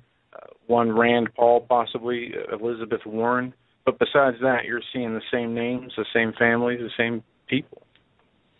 Yeah. Well, we can Go on. No, I just it's frustrating because it's as if these people get rooted in Washington politics inside the Beltway and they never leave. We've got the influence of Bill and Hillary Clinton on a global scale, yet essentially based in D.C. And of course, their power edge has never been dulled, and they're still. It's the same people, different day. Well, so I don't know how they're going to function, have a power base that's worth anything when two things happen. The United States collapses internally, just folds up into civil war and all kinds of fronts. And America is invaded, probably by Chinese and Russian forces at least. And we've got terrorists involved as well here that are already in place in this country. So when America goes down, a lot of the assets that the Rockefellers, the Clintons, the Obamas or whoever their backers are, all those assets will have to be out of the country. And if they're not in things that are negotiable, the U.S. dollar is going to collapse, which will collapse a lot of their alleged wealth and power. But I don't see America finishing up in the tribulation, or being a major player in the tribulation. I think, if anything, it is a part of Babylon and will be destroyed, and it may be just destroyed and not be the Babylon, the second Babylon that to talk about in Revelation. But even if you don't look at biblical prophecy, you can see that America has slid so far that we are on the last stage of the fall of empire, rise and fall of an empire. We are there and rapidly about to just disintegrate. Sad to say, but so I don't know whether we'll even get to 2016 for election. Well, things are happening so quickly. Yeah, I know. Stan, did you happen to see in Secaucus, New Jersey, a piece of satellite falling down to the water treatment facility there? No, what did it look like? It looked like a little satellite shield. It was probably maybe 2x4. Not 2x4. I don't know. Let me pull it up here. It was like a laptop, a little bit bigger than a laptop. A spongy, chalky, almost like if you can envision a tile from the space shuttle, but it had a spongy chalkiness to it. We've just had that the return of a space shuttle that is a DARPA shuttle, one of those mystery flights that's been up there for a couple of years. It's just landed. It might have been a piece falling off of that, from the heat tiles off of that. Okay. Yeah. And that's what the gentleman said it looked like. And I was just wondering, we were told about the space debris and how things can fly back down here into the atmosphere. How much space debris is up there? The broken satellites, broken pieces, and should this be a concern to anyone? Because if this piece, were to hit somebody on the head walking by, looks like it would have smashed them right through the sidewalk. Well, look, the odds of that hitting an individual person out of 7 billion are pretty small, especially since we're not large objects ourselves compared, to the surface area of the planet. However, there are probably over 7,000. At least 7,000 potential pieces of debris that can come down if certain things happen. Well, the certain things are that a lot of them are in decaying orbits, and if we have an exceptionally strong coronal mass ejection, the atmosphere swells and the coronal mass ejection particles hit, a number of these satellites, they could be forced to lose their orbital status very rapidly. Now, to this end, the Space Watch group here in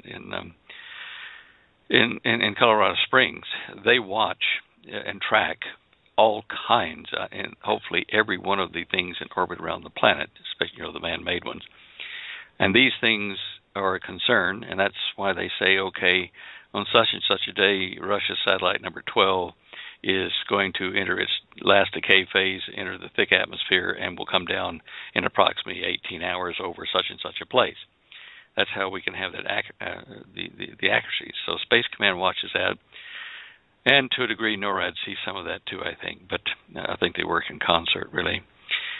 So there's a lot of junk. If you could actually see a photograph or a graphic of the Earth surrounded by the satellites we have in orbit, mankind has in orbit, you would be absolutely astounded at the little black dots all over out there. They're just huge, thousands of them, and they present a danger not only from coronal mass ejections affecting them, but if the Chinese, the Russians, or the Americans, or someone else with a satellite up there decides to do nothing more than explode a large bag of sand in an orbit, in a counter-orbit to all the other satellites, instead of going Earth rotation, go counter-Earth rotation.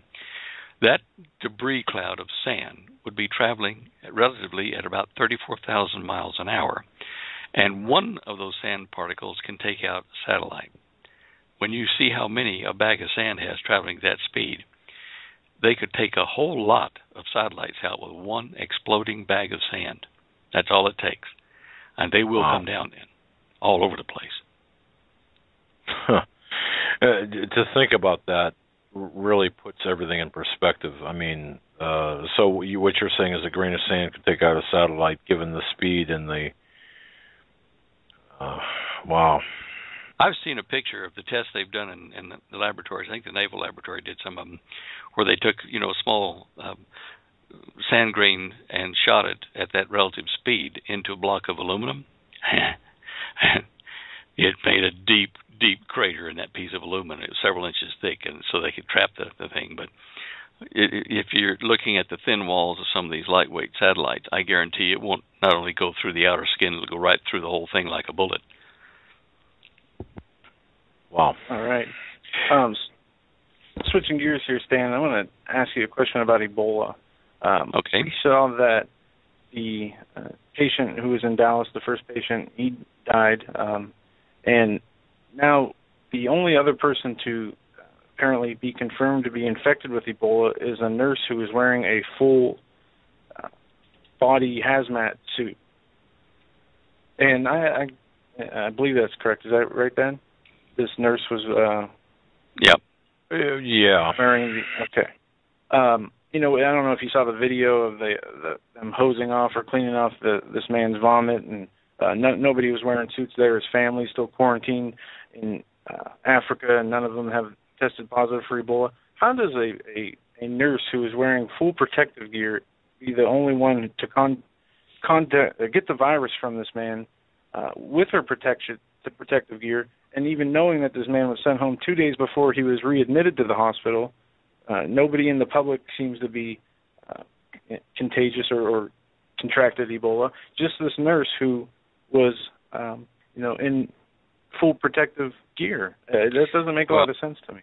Well, look, when you put the full protective gear on, there is a very strict regimen you need to adhere to take it off, so that no fluids or particles that are on the outside of it actually make their way to your clothing or to you.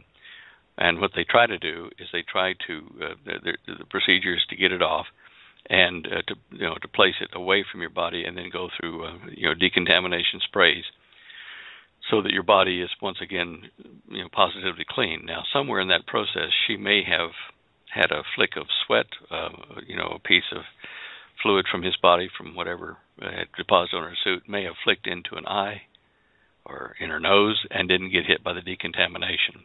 I don't know for sure, but it is possible. And I know that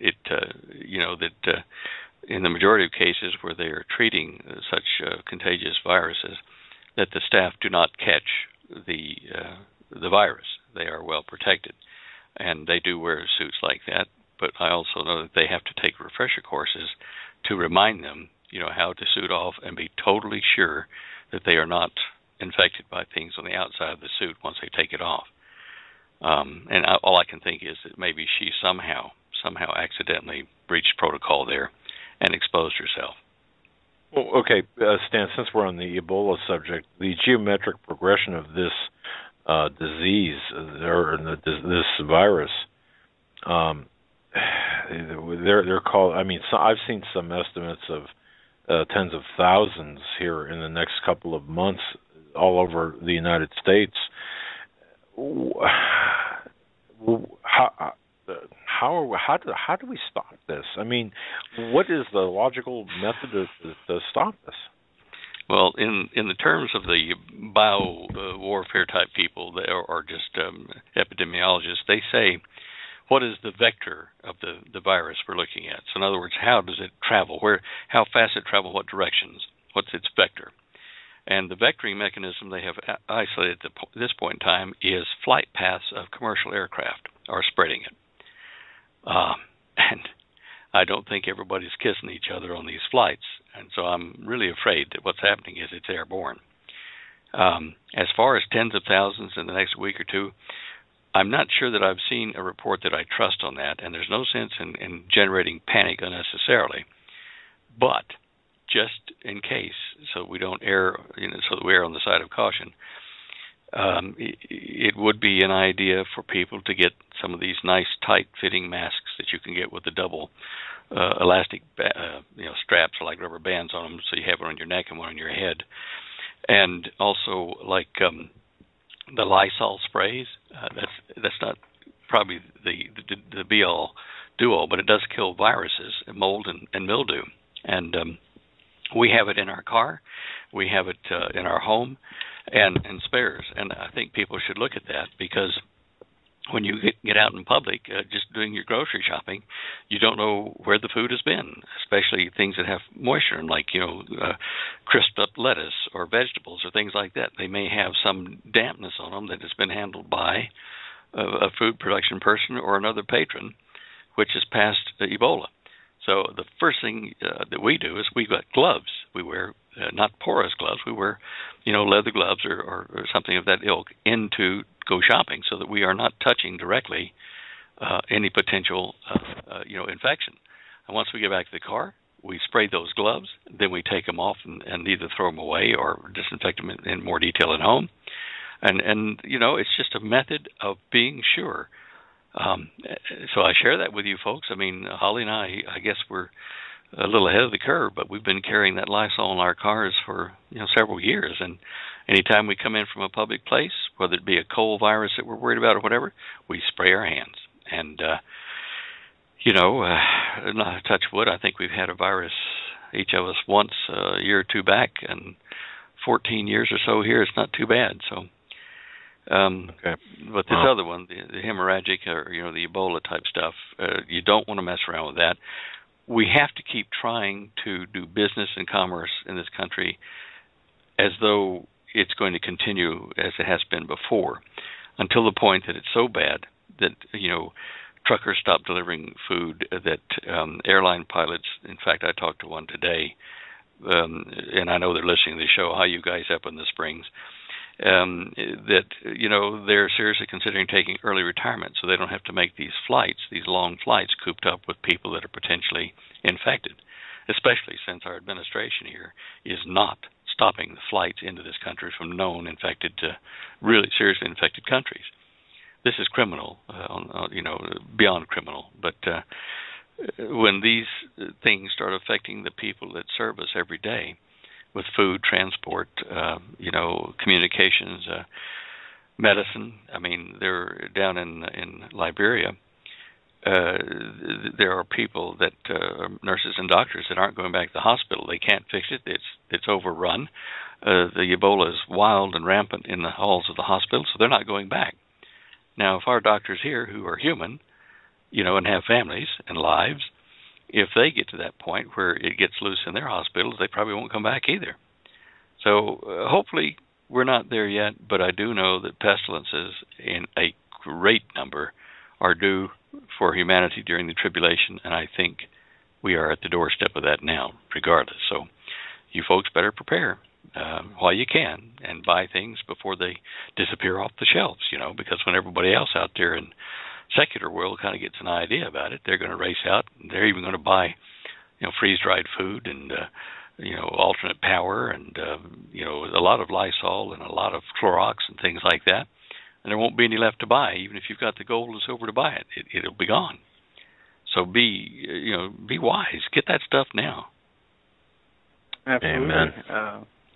And the pestilences we see, not only this Ebola, but this what's this, intravenous? Enterovirus. Enterovirus. D68. Yeah. Yeah, what was that used to be called? Was that the Honduran flu? Is that what it used to be called? Well, a publication from a reputable scientific paper, and I don't have it right in front of me here, states that it originated, the virus itself originated in Latin America, specifically Central America, and it seems as if you look at the map where this enterovirus is affecting the children with polio-like symptoms, it almost seems as if the distribution of these unaccompanied minors or unaccompanied, undocumented, illegal minors is following this virus is following the placement of those children, and it just seems as if this is a deliberate. I'm looking at this from as an investigator, thinking there's got to be some sort of plan behind this. Oh yeah. It is the Honduran flu. Honduras is just right down there in Central America, so that's what it is. It's renamed enterovirus, but it's a Honduran flu. And they've known about it for years, and so it makes sense that they would take children infected with this and shoot them across the border, because who's going to turn back children to take care of the poor little things and spread the disease like gangbusters? Yeah. That's crazy. And we have a question from a listener back to the earthquakes.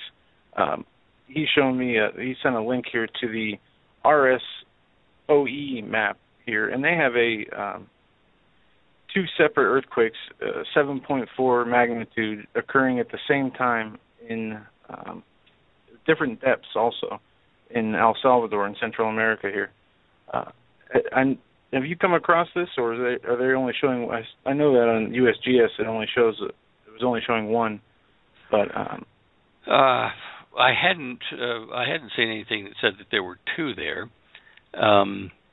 Being there, the USGS should have picked it up if it was there at all. Let me just check something here. I'll zoom in on that area of the earthquake map. I can forward you the link here too. When did they say that occurred? Those two in the last 7 days? Is that what they're saying? Yeah, October 14th, 5:51 a.m. Both at 5:51 a.m. But I'm looking at the details here. One says a depth of 70 kilometers, and one was 21. So that was the one variable. Yeah. Well, that's on a plate boundary, a tectonic plate boundary between El Salvador and Nicaragua. Yeah, I'm looking here at the moment on the maps, and I don't see. Now, USGS definitely only has a 7.3 occurring at,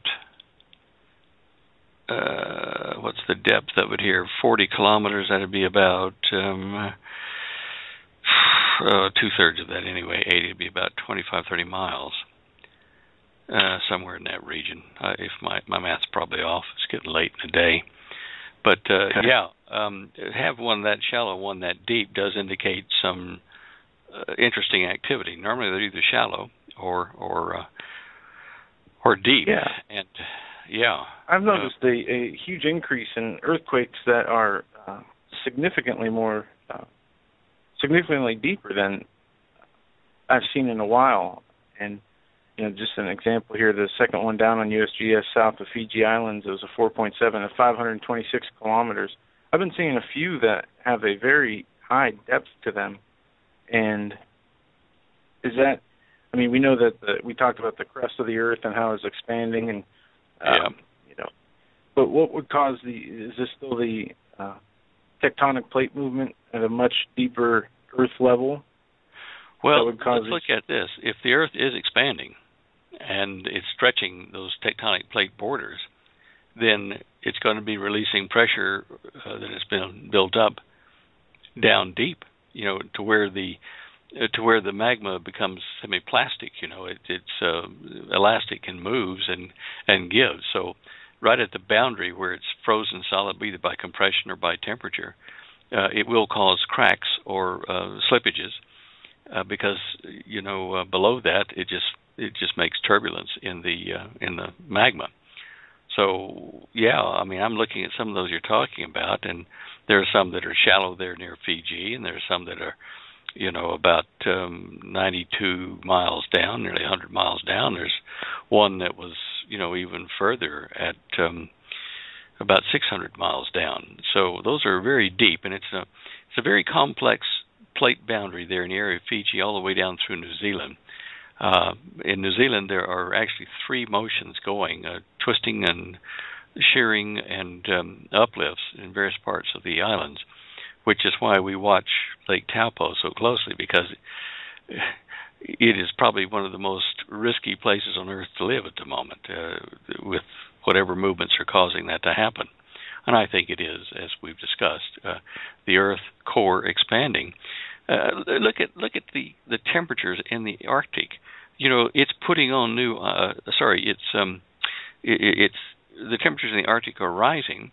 Yet we're going to have the worst winter we've had in a long time in the northern hemisphere, and ice is developing at a rapid rate in the southern pole. So why is this? It's almost as though it's a thermionic electric current flowing in the Earth, flowing out of the North Pole around the planet and toward the South Pole, and it is pulling heat out. Well, it might actually run the reverse direction. It's pulling heat out of the South Pole and dumping it into the North Pole. So look at the ion movement rather than the electron movement in it. But for those of you that study that kind of stuff, but I'm really amazed that one pole is the North Pole is warmer than the other one and is moving twice as fast, and it's wandering, while the one at the South Pole is colder and moving half as fast in its wandering as the North Pole. There's something there to tell us that something's happening inside the Earth that is not normal. Wow. We've seen that in the magnetic fields that NASA's imaged of the two South Poles and two North Poles drifting around inside of our planet. There's something wrong. Earth changes within the Earth. Signs in the heavens as well as the Earth as prophesized. Stan, one last question before we cut you loose. I know you're tired and it's late, but I've got a half a dozen emails and counting about this. I apologize to bring it back to the topic of Ebola, but if I don't ask this question, I'm going to have at least a half a dozen people upset with me. And maybe you can just clear this up from your scientific perspective. How is it possible, and this is the gist of these emails, how is it possible where one nurse wearing, regardless of how she was infected, whether a little bit of spittle or whatever got on regardless of how she was infected, how is it possible where she's infected and the majority of people or all of the people that were in very close proximity contact and living with Duncan at his residence are not symptomatic or infected? Does this indicate some sort of gene specific, some sort of blood type specific? And this is a combination of questions, emails. I mean, how's that even possible? Well, I don't know. We're only at the 14th, and if they didn't get infected until he was finally taken to the hospital after throwing up all over the place, that was back in the last of September, and the germination period can run out to 21 days, we still, in the next week, have to wait and see if they do come down with it. Gotcha. We'll wait and see. So the clock has not stopped, ticking yet, so we don't know. Okay. Fair enough. And CSM, that goes to you, Bert, Gene, Robert, and Tim. Thank you for those questions, and as well as a couple more. Very heavy news cycle, Stan, and we really appreciate all of your time and your commitment to coming on with us. It's always a pleasure, I've got to tell you. Hey. And thanks for putting up with our technical snafus earlier on. Oh, not a problem. I just got an email from Kim, our listener that helps us with earthquake reports and things, Sure. volcano, and she says, "Hey, the movie you guys are trying to think of was Dune, Frank Herbert's Dune." Oh. With Mujahideen. Yeah, thank you, Kim. Okay, that's right. Yeah. It's an interesting. God bless movie. you, Kim. Yes, Yeah. indeed. Yeah. Well, my friend, God bless you. Radio appearances coming up. Anything you want to promote before we cut you loose? Let me see. I have to go onto the website and see Holly puts them up, and I just couldn't do them. Okay, I think yours is the last one until next week. I think I've finished all the ones I had to do. I just need a bit of time to finish working on that film script for the people who are going to go make the movie in Tanzania. I still don't know whether the film crew is going to do it or not. The guy that's directing them says he'll let them make the decision on the ground as to whether they would be exposed to Ebola there. And it's so close, I just wonder. But anyway, I still have to finish the film script just in case they do it in December so that we can share with people who don't want to go over there. But other than that, and getting these DVDs out to people next week, I'm actually kind of free of shows, and your show is the only other one. Well, thank you for appearing on ours. Folks, keep StanDeyo.com on your bookmark list. Keep checking it, and the DVDs will be available through. You'll announce it on your website when the DVDs are available. Then, correct? On the website, it says October 20th, coming October 20th. Pre-order now. It's right on the front page. We put it up today. Yep, I'm looking right at it, and I glossed right over that. Okay, sorry about that, but got it. Folks, stay. I'm looking right at it. I mean, how can I miss that? I know. Gosh, I know. Okay. All right, guys. God bless, and my best, our best to Holly and the kids. All right. That was good night. That was Stan Deyo from StanDeyo.com. What a great! I got to tell you, what a fantastic man. I love the guy. His wife Holly, Dare to Prepare, folks. It's an indispensable book, especially in times like these, as well as his other book, Cosmic Conspiracy, The Cosmic Conspiracy, Final Edition, 2010. Just a wealth of information. What a great man. Yeah, Cosmic Conspiracy is a fantastic book. And with that, we're going to take our top of the hour break on this Tuesday, October 14th, 2014. Just a quick headline here, and we're going to take your calls. I find this to be interesting. Obama to delay Attorney General nomination until after the elections. President Obama will wait until after the November election to name a nominee for Attorney General, setting the stage for an intense battle in the post-election Senate that could last until Christmas, a White House official said Tuesday. The delay, which White House officials said came at a request of Senate Democrats, reflected concern about the effect Obama's pick might have on the midterm elections, when Republicans appear to be on the verge of taking control of the Senate. Just strikes me as odd as we see the top law enforcement officer in the country, the Attorney General. There isn't one right now. Nor do we have a Surgeon General, by the way. Yeah. The Surgeon General is the one that's supposed to be giving these press conferences on Ebola and keeping us updated, and that is by law, I believe. And I've noticed that he was not. There is no Surgeon General being part of these talks, which is concerning too. Something I was going to look into. But let's go to the phones. We're going to talk to you guys and see what's on your mind. Anything you want to cover, we can do that. We're going to start off with area code 727. We're going to go to 727 first. You're live on the Hi, how are you? Good, how are you? I'm good. The program was great tonight, and I'm still trying to learn, and I just got a new website, and I heard Joe speak about the oil earlier, the prices kind of moving around. Right. I watched Nathan Nael, and he covered that, to watch the prices on the oil in his prophecy and his dream. Did you see that? Yes, I did. In fact, I read his vision, dream, and vision where where the Standard Oil came down. Was it like a manhole cover with Standard Oil on it type thing in the rebar? Yeah, interesting how he put that together, and then we're seeing the price of crude oil go down. Right away, as soon as I read that, yeah. And also, earlier when you were talking about the mayor in Houston, and I was really talking to God, and I asked him, I said, what is this? Why are people, I got in the Bible, but I couldn't find it. The best scripture I found was in Hebrews, and he said that my people love righteousness, but they don't hate evil. And it really pierced my heart, because I see so many Christians, they'll accept things in the, like yoga and different things, and you tell them and confront them with it with a word, and I can't give that up. And it's really was an insight for me that there is no hatred of evil today.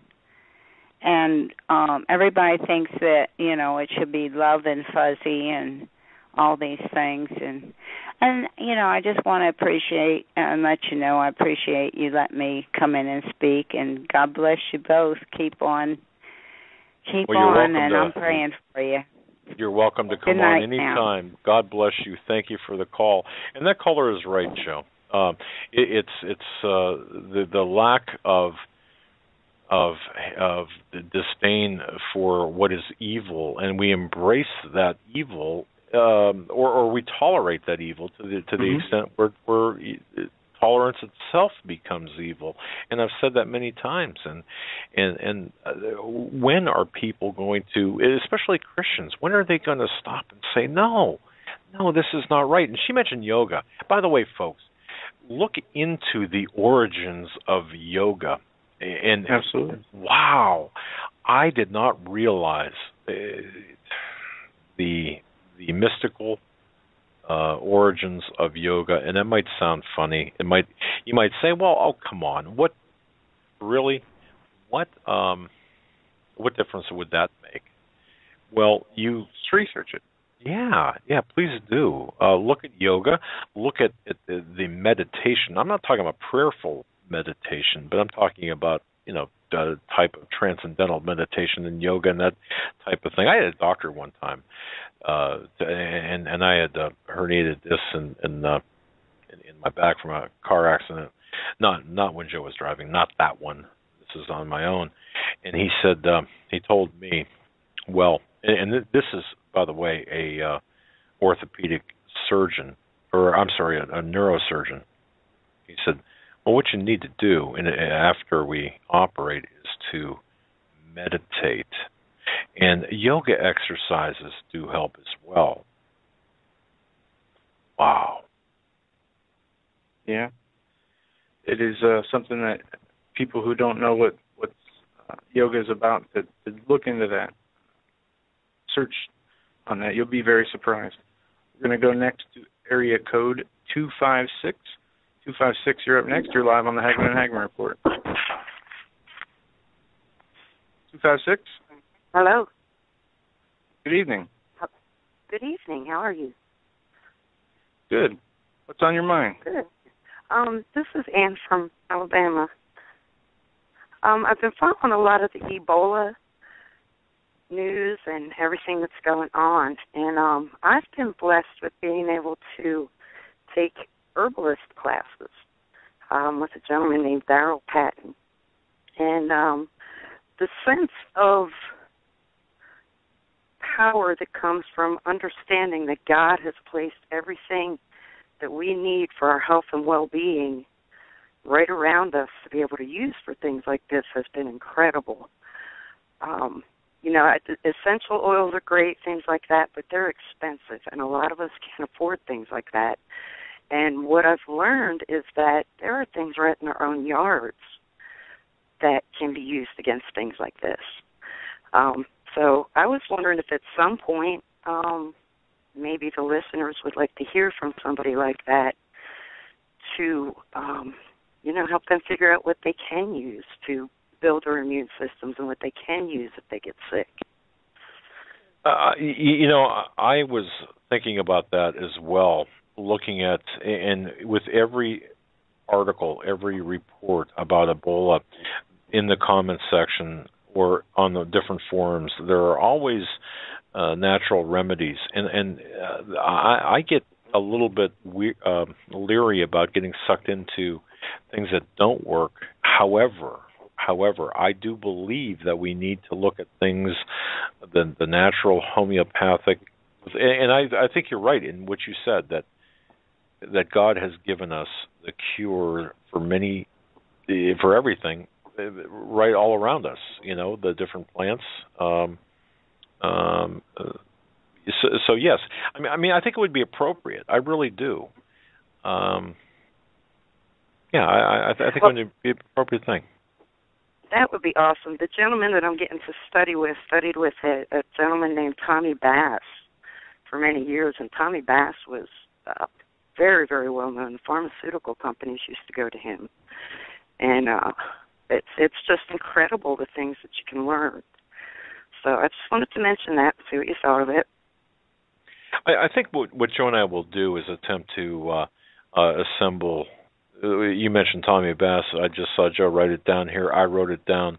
What we'll do is we'll attempt to assemble the best of the best to bring them on, and perhaps talk about the ways to protect, to not only strengthen our immune system, but what to do if to fight it off, or to fight not just Ebola, but the normal viruses that will attack us during the flu season. So I think this is a good timing for this. Okay, well, now Tommy Bass was passed. The guy that studied with him is named Darrell Patton.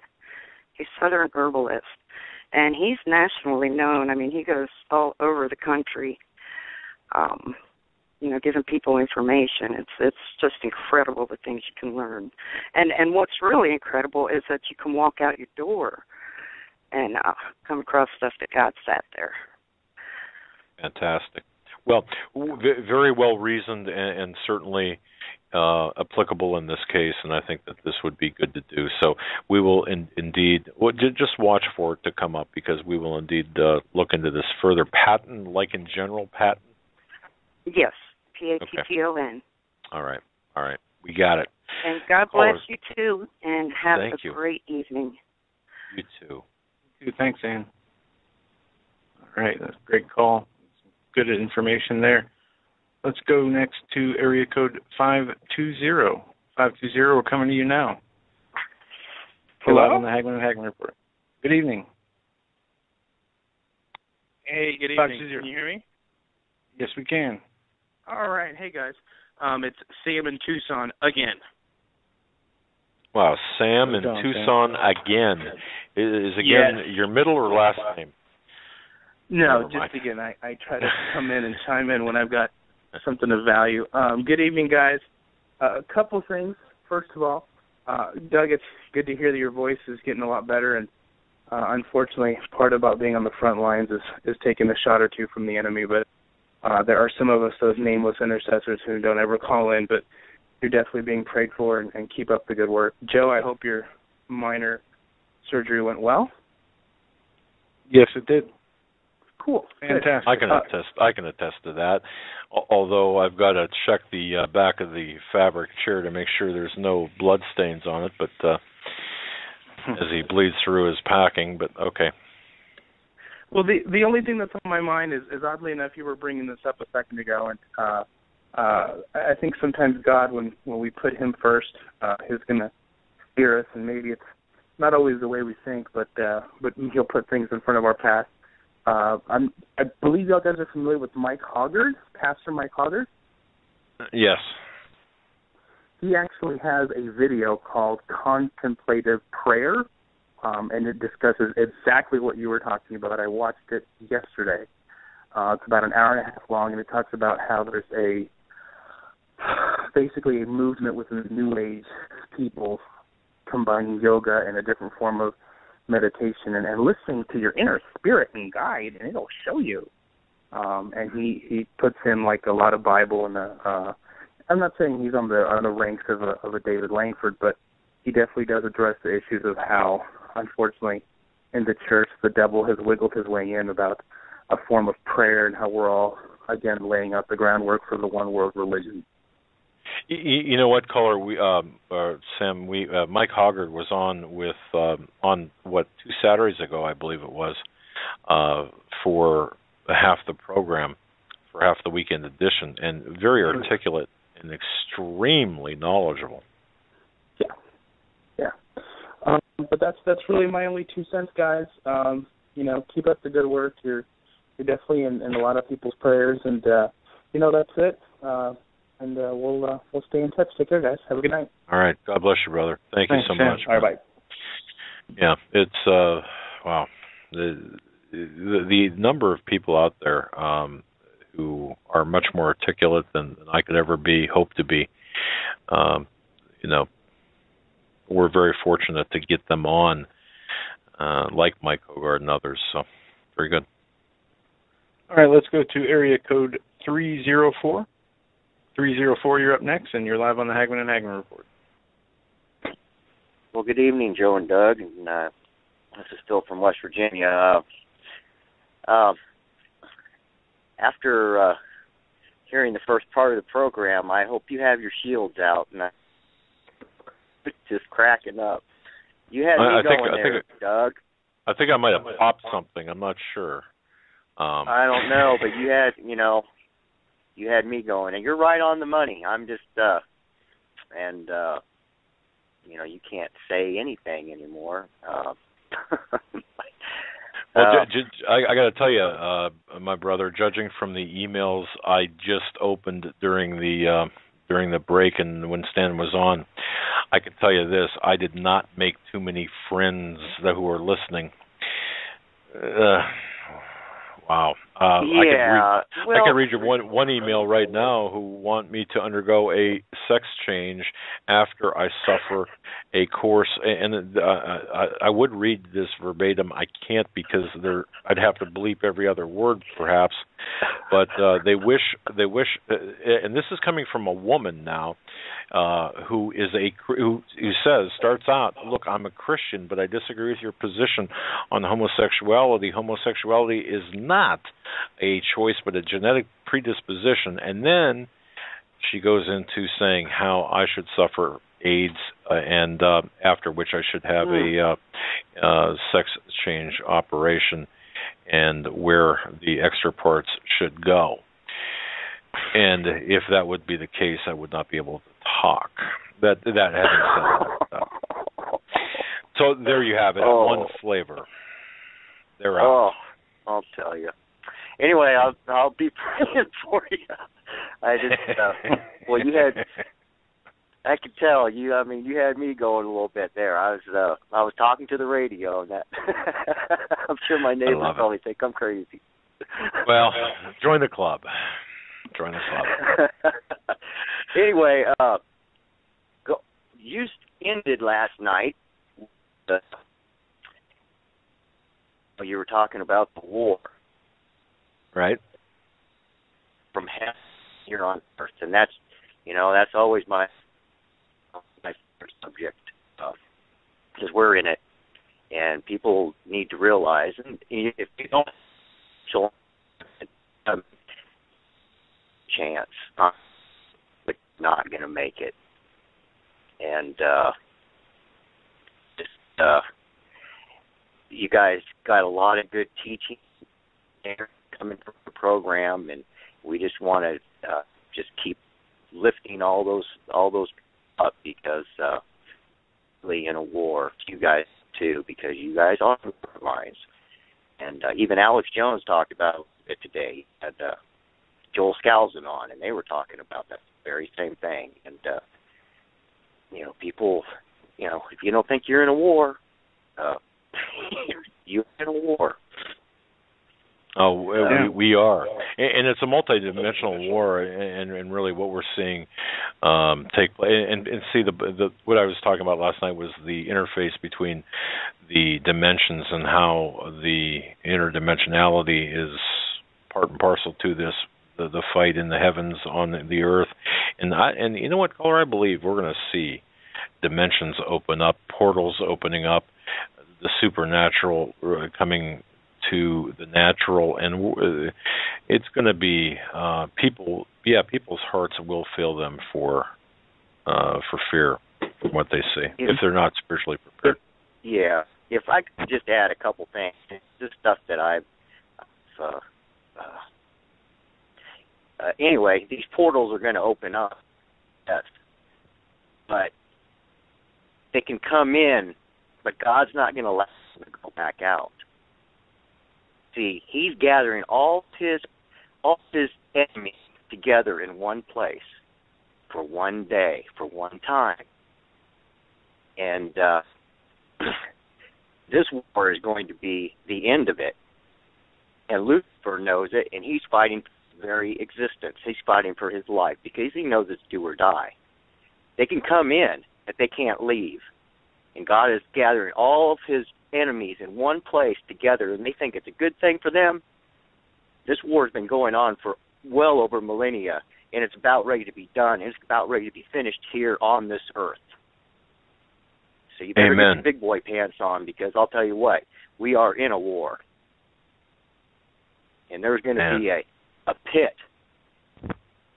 that is going to be there for Lucifer and all of his hosts. So that's the way it is.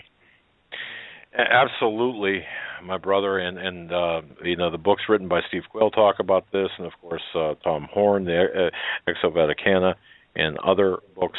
Of course, Mark Flynn, The Forbidden Secrets of the Labyrinth, Tom Horn's book, Apollyon Rising, 2012, all of these books. And this is why we have the guests that come on, and we try to connect the dots. And they're all saying, look, this is a interdimensional war, a spiritual war, and it's manifesting here on Earth. And you're exactly right, sir. You're exactly right. Yep. Well, you guys just keep doing the good fight, and you did have me going there earlier. I love it, Doug. Thanks, my brother. Hey, yeah, at least I did my job. Freedom of speech. That's right. Yes, sir. All right. You take care. Have a great night. All right. You too.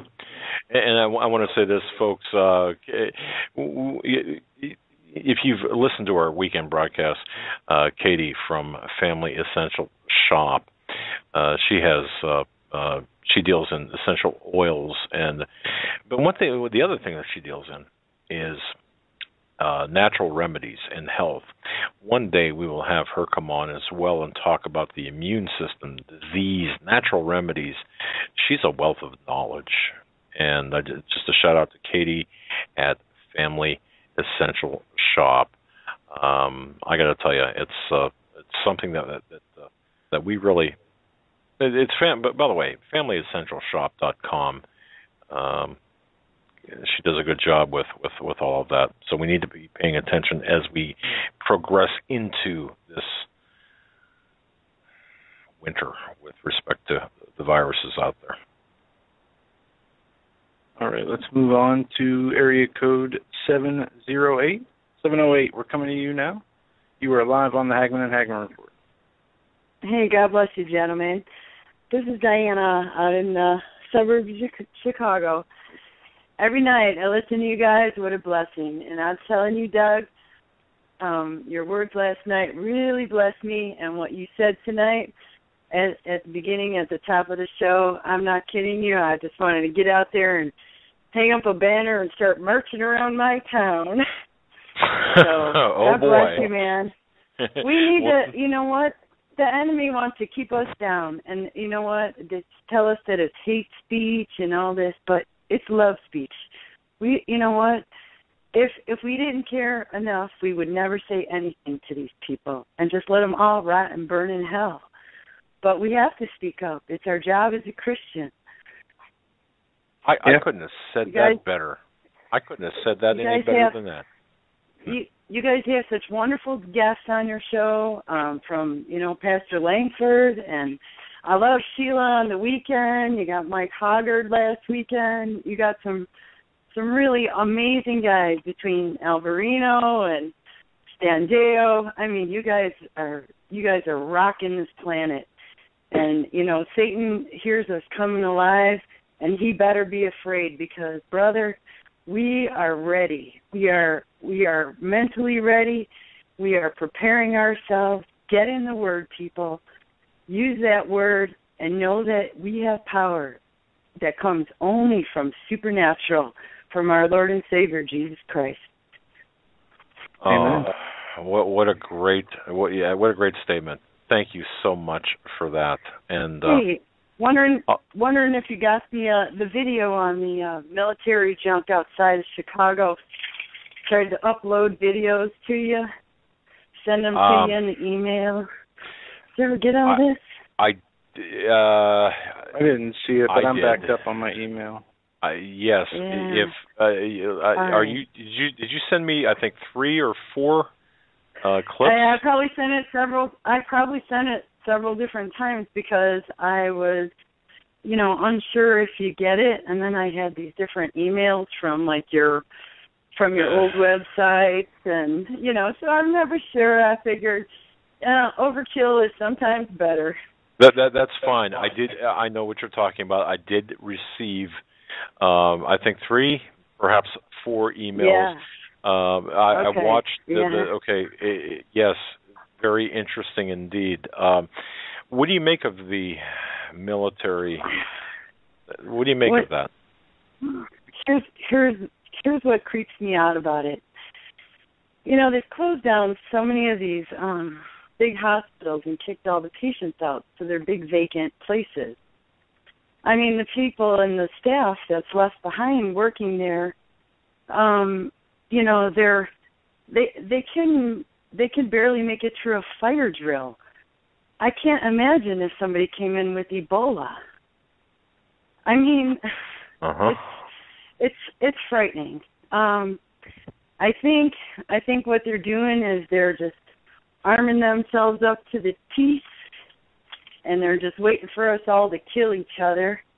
They're pitting us up against each other, and once we're all done doing each other in, then they're gonna come in and mop up. Yeah, mop up. They'll keep the ones. They'll keep the good workers. They might think they could, brainwash some of the rest of us. Fritz Springmeier could give us an awesome lesson on what they do to our minds, and they've been doing it for decades. I mean, think about it. Just in the programs we've even watched as a kid, even you made me laugh, the Obama strain. The Obama strain, that's right. Yeah. I mean, I could hear that screeching sound. You know what?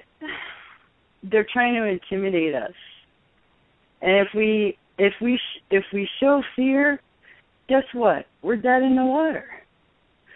And that's why it is equally important to prepare physically as it is mentally and spiritually. Because, brother, we may have a fight, a tribulation, a good 3 years or 3.5 years by my guesstimate of what I've learned in Bible research. We may be in for a long haul. And you know what? We are called to be a blessing to our brothers and sisters. And you know what? When the stuff hits the fan, you know what? We can't fall apart. That's right. We are to overcome. Absolutely. And that's where that spiritual preparedness comes in. That, you know what? We need the bread that only comes from our Lord. We need to be eating those words every day.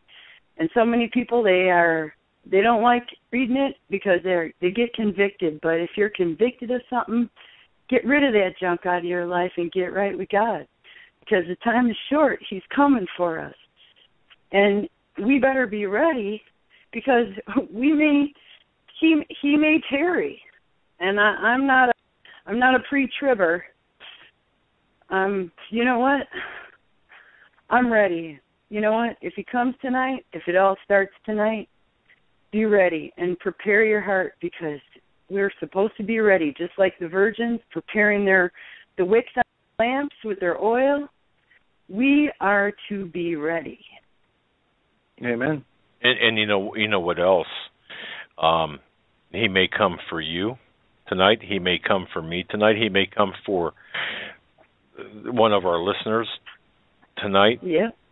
It may be different for all of us in terms, I mean, who knows how long we have. So we need to always be at the ready and be prepared and be spiritually strong and be prepared. So I totally agree. Well, I just thank you so much for the blessings, you guys. You have a wonderful, wonderful evening, and just, keep up the good work. And I pray for you guys, and I just know that our Lord is holding us in His hand, and He knows what's coming, and He's just getting us in the state of mind that we need to be, because this is going to be a supernatural war. And David went and took the lion from the lion and the bear's mouth. He went and took the lamb, and you know what? We too are being prepared to go to take the lamb out of the mouth of the lion and the bear, and we better be ready. These Amen. Uncircumcised Philistines. Yeah, to quote Sheila. Insult my Lord. Insult my Lord. We should be so indignant. And you know what? In this whole homosexual agenda, sodomites, you know what? It's a tragedy, because if they think that it's genetic and they're born with it, what's to say then that they're not going to splice that gene in and out? People are naive to think that is inborn. It is a lust of the flesh. And you know what? if the alcoholic says, "Hey, I was born an alcoholic," and use that as an excuse and never get right with God, you know what? He'll be turned away at the same gate where I'm going to be. And I don't want it to be my family, and I don't want it to be my neighbors, because you know what? I know that this is a plan to decrease the population. It just, Satan touches us in the sin. He loves it. He's laughing at you. He's laughing at you people. So. Thank you for your call. All right. Have a wonderful evening. You too. Thanks so much. And to speak, Joe, to speak what that caller was saying to Thomas Sowell. This is his quote, and I stick by this. Thomas Sowell, Sowell, Thomas Sowell. Okay.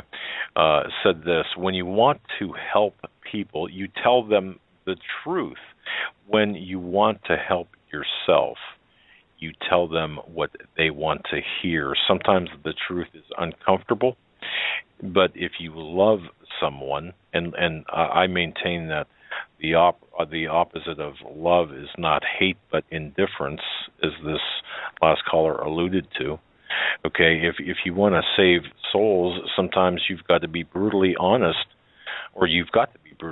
with them and say, look, for example, homosexuality, according to the Bible and our Christian teachings, is an abomination before God, and as uncomfortable as that might